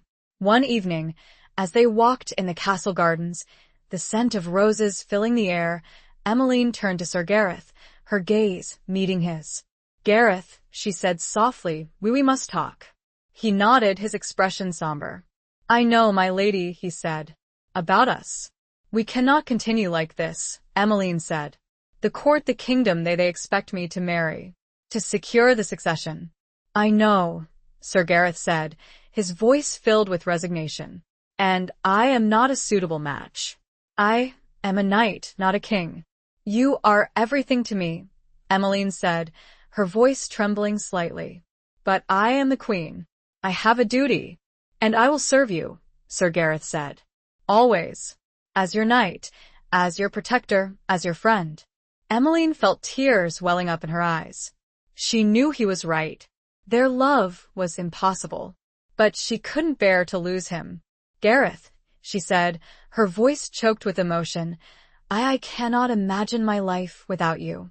He took her hand, his fingers clasping hers. "And I cannot imagine my life without you, Emmeline," he said. "But we must be realistic. We must put the kingdom first." They stood there, in the twilight, their hands clasped, their hearts breaking. They knew what they had to do, but they couldn't bring themselves to do it. Suddenly, a messenger arrived, breathless and urgent. "My lady," he said, "the king he is failing. He asks for you." Emmeline felt a surge of fear. She knew this was the moment she had been dreading, the moment she had been preparing for. She squeezed Sir Gareth's hand, her gaze meeting his. "Go," he said, his voice filled with love and sorrow. "Go to him. He needs you." Emmeline nodded, tears streaming down her face. She turned and ran towards the king's chambers, her heart pounding in her chest, her mind filled with dread and determination. She would not let the trial of her love, her duty, and her role distract her from duty to the crown. It was a heavy weight. The trials of the heart were far from over, but they would have to wait. The kingdom called, and the queen had to answer. Chapter 17. Flames of Rebellion. Emmeline rushed to the king's chambers, her heart pounding with a mixture of dread and sorrow. The royal physician met her at the door, his face grim, his eyes filled with a weary resignation. "He is fading fast, my lady," he said softly. "He has asked for you, and for Sir Gareth." Emmeline nodded, her throat tight with emotion. She entered the chamber, the air thick with the scent of incense and death. The king lay in his bed, his body frail and weakened, his face pale and etched with pain. But his eyes, though dimmed by illness, still held a spark of recognition. Sir Gareth stood beside the bed, his hand resting on the king's arm, his expression somber. He looked up as Emmeline entered, his gaze meeting hers, a silent exchange of love and sorrow. Emmeline approached the bed, kneeling beside her father, taking his hand in hers. His skin was cold and dry, his grip weak. "Father," she whispered, her voice choked with emotion. I am here." He smiled, a faint, fleeting smile that lit up his face. "Emmeline," he whispered, his voice raspy and weak. "My daughter," he struggled to speak, his breath coming in ragged gasps. "You are ready," he said, "to rule, to be queen." I will try, father," Emmeline said, tears streaming down her face. "I will do my best." He squeezed her hand, his grip surprisingly strong. "I know you will," he whispered.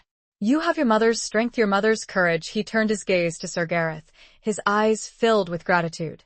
"Gareth," he whispered, "my loyal knight, protect her, guide her, I will."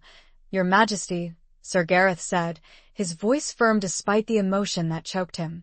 "I swear it on my life." The king smiled, a faint, peaceful smile. He closed his eyes, his breathing growing shallow. "Emmeline," he whispered, his voice fading away. "My daughter, my queen." Then he was gone. Emmeline remained there, kneeling beside his bed, holding his hand, her tears falling silently onto the coverlet. She had lost him. Her father, the king, the last link to her past. Sir Gareth placed a hand on her shoulder, his touch a silent comfort, a steady anchor in her storm of grief. "He is at peace, my lady," he said softly. "He loved you very much." Emmeline nodded, unable to speak, her heart overwhelmed with sorrow. The news of the king's death spread quickly through the castle, through the city, through the kingdom. The bells tolled, the flags were lowered, and the people mourned. Emmeline, as the rightful heir, was immediately proclaimed queen. But there was no time for celebration, no time for mourning. The kingdom was in a state of uncertainty, vulnerable to rebellion, to invasion. Lord Valerian's execution had eliminated one threat, but it had also created a power vacuum, a potential for chaos. And, as Emmeline and Sir Gareth had feared, the flames of rebellion were already being fanned. A messenger arrived, breathless and urgent, bearing news from the north. "My Lady Queen Emmeline," he said, "Lord Valerian's cousin, Lord Darien, has raised an army. He claims the throne. He marches on Ravenswood." Emmeline felt a surge of determination. She would not let Valerian's legacy, his family's treachery, destroy her kingdom. She would fight. For her father, for her mother, for her people. "We will meet him," she said, her voice firm and resolute. "We will defend Ravenswood. We will crush this rebellion." Sir Gareth nodded, his expression grim but determined. "We will, my lady," he said. "We will fight together." They immediately began to prepare for war. They rallied the royal army, gathered supplies, and fortified the castle. Emmeline, dressed in armor, rode through the city, addressing her people, inspiring them to fight for their kingdom, for their queen. She spoke with passion, with conviction, with the authority of a true leader. She reminded them of her lineage, of her courage, of her determination to protect them. The people responded. They cheered her, they pledged their loyalty, they prepared to defend their city, their queen. As the news of the rebellion grew, and as the lines were drawn more clearly by the day, Emmeline knew that many of the older nobles were looking for a way to show fealty to their new queen. She had demonstrated an ability to rule, but she had not secured her place in history. She had not yet solidified her power. The battle for Ravenswood was not just a fight for survival, it was a fight for legitimacy. It was a fight for the future of the kingdom, for the soul of Eldoria. The flames of rebellion were rising, threatening to engulf the land. But Emmeline, the forgotten heir, the reluctant queen, was ready to face them. She would fight, not just for her throne, but for her people, for her love, for her destiny. The whispers of the past, the echoes of Ashenmere, the memory of her father all fueled her determination, her courage, her will to win. The war had begun, and the queen was ready. Chapter 18. The Bloodied Crown. The siege of Ravenswood Castle was a brutal, protracted affair. Lord Darien's forces, fueled by a thirst for revenge and a hunger for power, attacked with relentless ferocity. The castle walls, though strong, were tested to their limits. The defenders, outnumbered but resolute, fought with courage and determination, inspired by their queen, by Sir Gareth. Emmeline, despite her grief over her father's death, and despite the impossible choice she faced regarding her love for Sir Gareth, proved to be a strong and inspiring leader. She was everywhere, directing the defense, encouraging her troops, and tending to the wounded. She wore armor, a symbol of her willingness to fight alongside her people, to share their risks, to defend her kingdom. She was not just a queen in name, she was a warrior queen, a leader in battle. Sir Gareth, as commander of the royal army, was her right hand, her strategist, her protector. He fought with skill and courage, his sword flashing in the sunlight, his presence on the battlefield a source of hope and inspiration. He was constantly at her side, advising her, guiding her, and shielding her from danger. He was her rock, her anchor, her love. But the battle was not going well. Lord Darien's forces were larger, better equipped, and driven by a fanatical zeal. They breached the outer walls, forcing the defenders to retreat to the inner keep. The fighting was fierce, hand to hand, a desperate struggle for survival. The air was filled with the sounds of clashing steel, the cries of the wounded, and the stench of death. Emmeline, despite her inexperience in battle, fought with courage and determination. She wielded a sword, defending herself, protecting her people, and inspiring her troops. But she was also a target. Lord Darien's forces knew that if they could kill her, the rebellion would be victorious. During one particularly fierce assault, Emmeline found herself surrounded by enemy soldiers, their swords raised, their eyes filled with hatred. She fought bravely, deflecting their blows, parrying their attacks, but she was outnumbered, overwhelmed. She felt a sharp pain in her arm, a searing agony that made her cry out. She stumbled, her sword falling from her grasp. She looked down and saw the blood, her blood, staining her armor, staining the ground. She knew she was about to die. Suddenly, Sir Gareth appeared, his sword flashing, his face a mask of fury. He cut down the enemy soldiers, clearing a path to Emmeline, his movements swift and deadly. He reached her, kneeling beside her, his eyes filled with concern and love.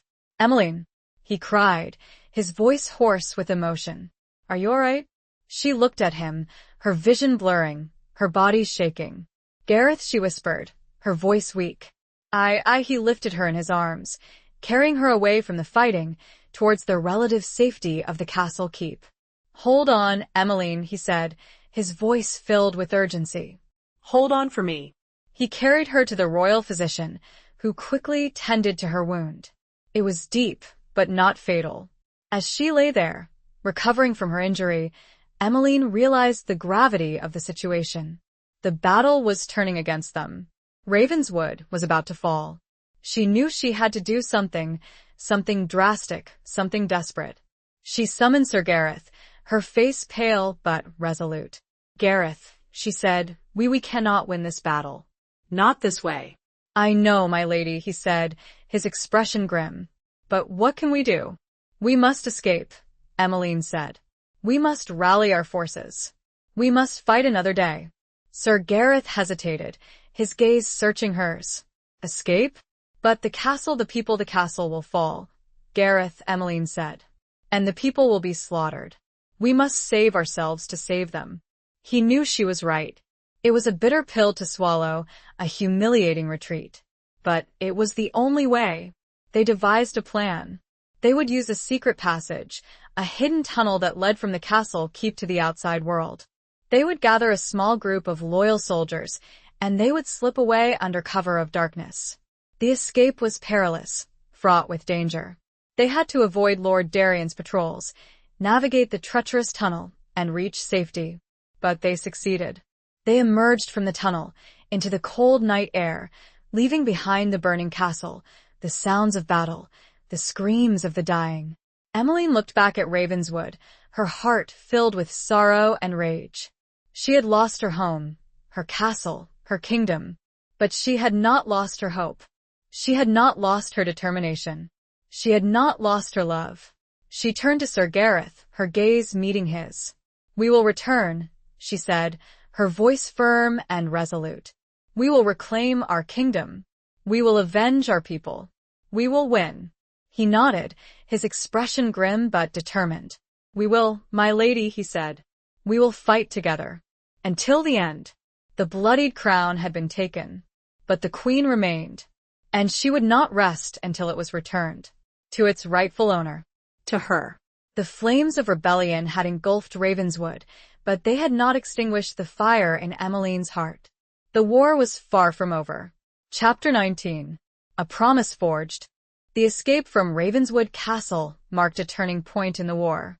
Emmeline and Sir Gareth, along with a small band of loyal followers, found refuge in a hidden monastery nestled deep within the mountains. The monks, sworn to secrecy and neutrality, provided them with shelter, food, and a sanctuary. It was a time of regrouping, of planning, of rebuilding. Emmeline, though wounded and grieving the loss of her castle and the plight of her people, refused to be defeated. She was determined to reclaim her throne, to avenge her father's death, to crush the rebellion. She spent her days studying maps, planning strategies, and communicating with her remaining allies scattered throughout the kingdom. She sent messengers to the loyal lords, urging them to raise their armies, to join her cause. Sir Gareth, ever her protector and advisor, was constantly at her side. He trained the soldiers, honed their skills, and prepared them for the battles to come. He was her strength, her anchor, her love. But their relationship, though deepened by their shared experiences and their mutual affection, remained unresolved. They were queen and knight, bound by duty, separated by circumstance. One evening, as they sat together in the monastery garden, the setting sun casting long shadows across the landscape, Emmeline turned to Sir Gareth, her gaze meeting his. "Gareth," she said softly, we cannot ignore this any longer." He nodded, his expression somber. "I know, my lady," he said. "But what can we do?" "The kingdom your duty, I know my duty," Emmeline said, her voice firm. "But I also know my heart." She took his hand, her fingers clasping his. "Gareth," she said, her voice trembling slightly, I love you." I cannot imagine my life without you." He looked at her, his blue eyes filled with love and longing. "And I love you, Emmeline," he said, "more than anything in this world." But Emmeline said, her voice choked with emotion, "Well, what can we do? A queen cannot marry a knight." Sir Gareth smiled, a faint, sad smile. "There are ways," he said.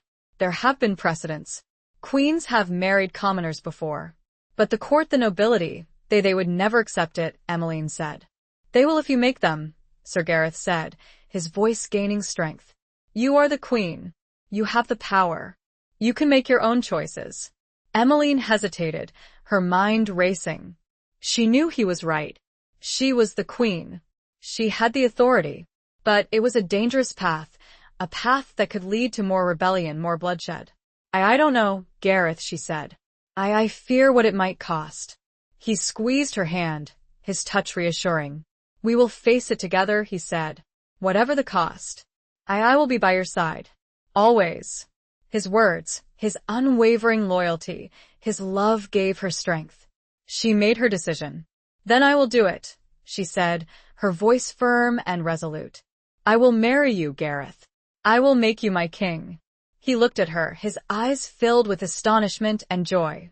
"Emmeline," he whispered, his voice choked with emotion. "Are you sure?" "I have never been more sure of anything in my life," Emmeline said. They embraced, their love a beacon of hope in the midst of darkness and despair. They had made a promise forged in the fires of war, a promise sealed with their hearts. But their decision was not without its consequences.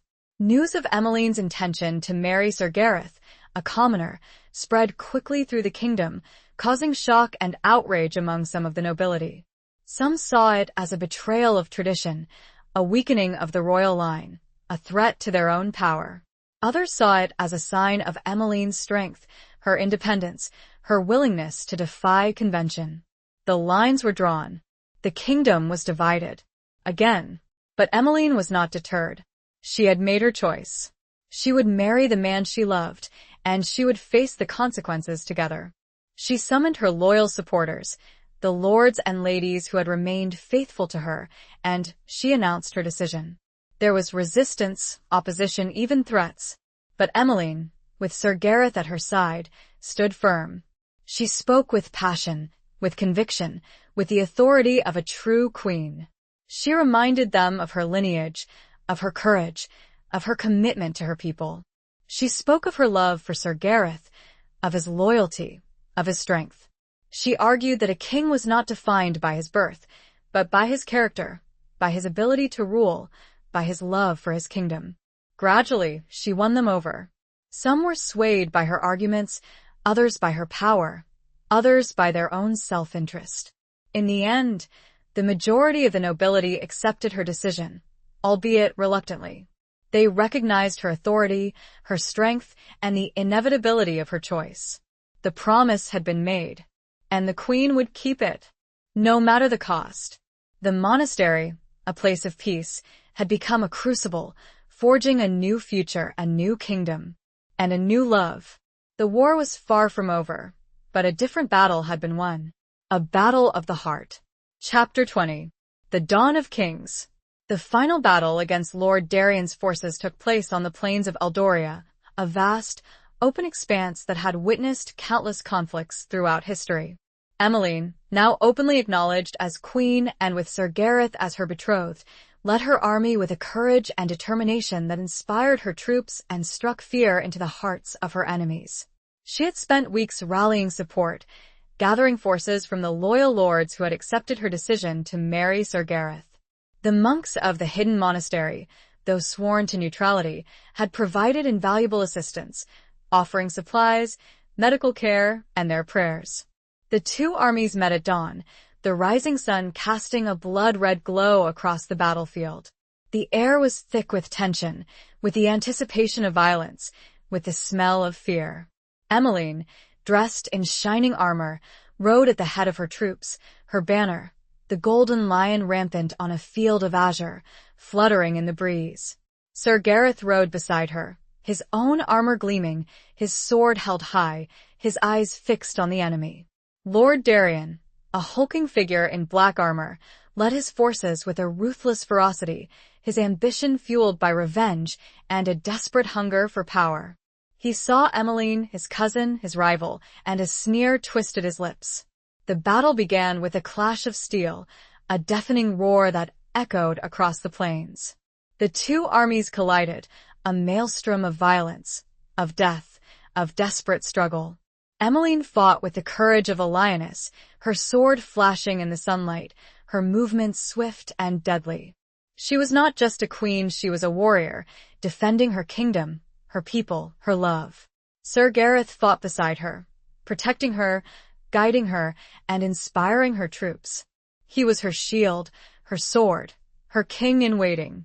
The battle raged for hours, the outcome uncertain. Both sides fought with equal ferocity, equal determination. The plains were stained with blood, littered with the bodies of the fallen. Emmeline found herself face to face with Lord Darien, their swords clashing, their eyes locked in a deadly duel. He was stronger than her, more experienced, but she was driven by a righteous fury, by a love for her kingdom, by a determination to win. She fought with skill and courage, parrying his blows, deflecting his attacks, and searching for an opening. She saw it. A moment of hesitation, a flicker of doubt in his eyes. She lunged, her sword piercing his armor, finding its mark. He staggered, his eyes widening in surprise and pain. He fell to his knees, his sword slipping from his grasp. Emmeline stood over him, her sword raised, her face grim. She could kill him, and the rebellion, secure her throne. But she hesitated. She saw the fear in his eyes, the desperation, the humanity. She lowered her sword. "It is over, Darien," she said, her voice firm but compassionate. "Surrender." He looked at her, his expression shifting from hatred to resignation. He knew he was defeated. He bowed his head. "I surrender," he whispered, his voice hoarse. The battle ended. The rebellion was crushed. Emmeline had won. The surviving rebels laid down their arms, surrendering to their queen. The plains of Eldoria, once a scene of carnage, were now silent, still, bathed in the golden light of the setting sun. Emmeline, exhausted but triumphant, returned to Ravenswood Castle, her army cheering her, her people welcoming her as their savior, their queen. The castle, though damaged by the siege, was still standing, a symbol of resilience, of hope, of the enduring strength of the kingdom. Emmeline, with Sir Gareth at her side, entered the castle, her heart filled with gratitude, with relief, with love. She had won the war. She had secured her throne. She had proven herself. But the victory was not just hers. It was a victory for her people, for her kingdom, for the future. She knew that the challenges ahead were many. She had to rebuild her kingdom, heal the wounds of war, and unite her people. She also had to fulfill her promise. She had to marry Sir Gareth. The wedding took place in the great hall of Ravenswood Castle, the same hall where she had first been proclaimed queen, the same hall where she had confronted Lord Valerian, the same hall where she had danced with the man she loved. The hall was decorated with flowers, with banners, with symbols of hope and renewal. The courtiers, the nobility, the people of Eldoria gathered to witness the union of their queen and her knight. Emmeline, dressed in a gown of white and gold, her auburn hair flowing freely down her back, walked down the aisle, her gaze fixed on Sir Gareth. He stood at the altar, dressed in a simple but elegant tunic, his blue eyes shining with love and admiration. They exchanged their vows, their voices clear and strong, their love a beacon of hope in the aftermath of war. They were proclaimed husband and wife, king and queen, rulers of Eldoria. The crowd cheered, their voices echoing through the hall, their hearts filled with joy and hope. The dawn of kings had arrived. A new era had begun. An era of peace, of prosperity, of love. Eldoria was reborn, stronger, more united, and ruled by a queen who had proven her worth, and a king who had earned his crown. Not by birth, but by merit. The bloodied crown had been cleansed, and it shone brighter than ever before. Epilogue.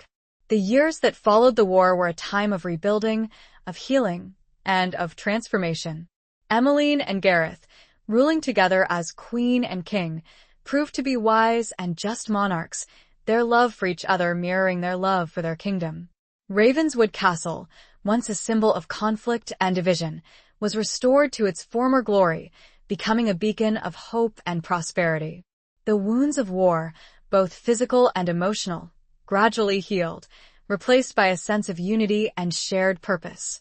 Emmeline, guided by her experiences, her compassion, and her unwavering commitment to justice, implemented reforms that benefited all her people, not just the nobility.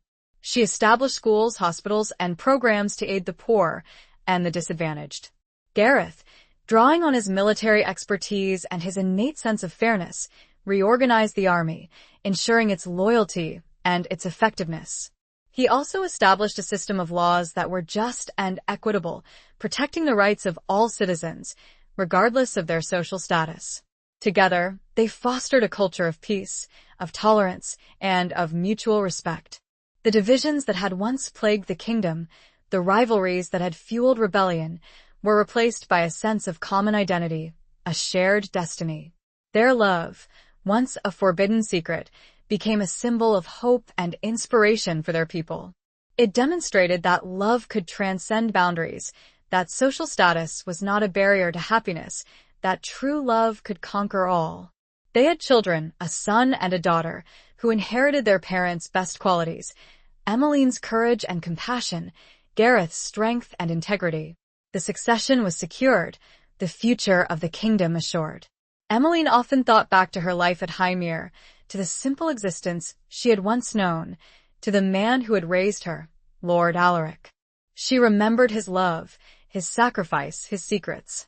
She visited his grave often, placing flowers on the stone, whispering her gratitude, her forgiveness, her love. She also remembered her mother, Queen Isolde, the woman she had never known, the woman who had given her life to protect her. She felt a deep connection to her, a sense of shared destiny, a commitment to honoring her memory. As the years passed, Emmeline and Gareth grew old together, their love enduring, their bond unbreakable. They had faced challenges, overcome obstacles, and built a kingdom that was stronger, more just, more united than ever before. One evening, as they sat together on the ramparts of Ravenswood Castle, watching the sunset paint the sky with vibrant colors, Emmeline turned to Gareth, her gaze meeting his. "We did it, Gareth," she said softly, her voice filled with contentment and love.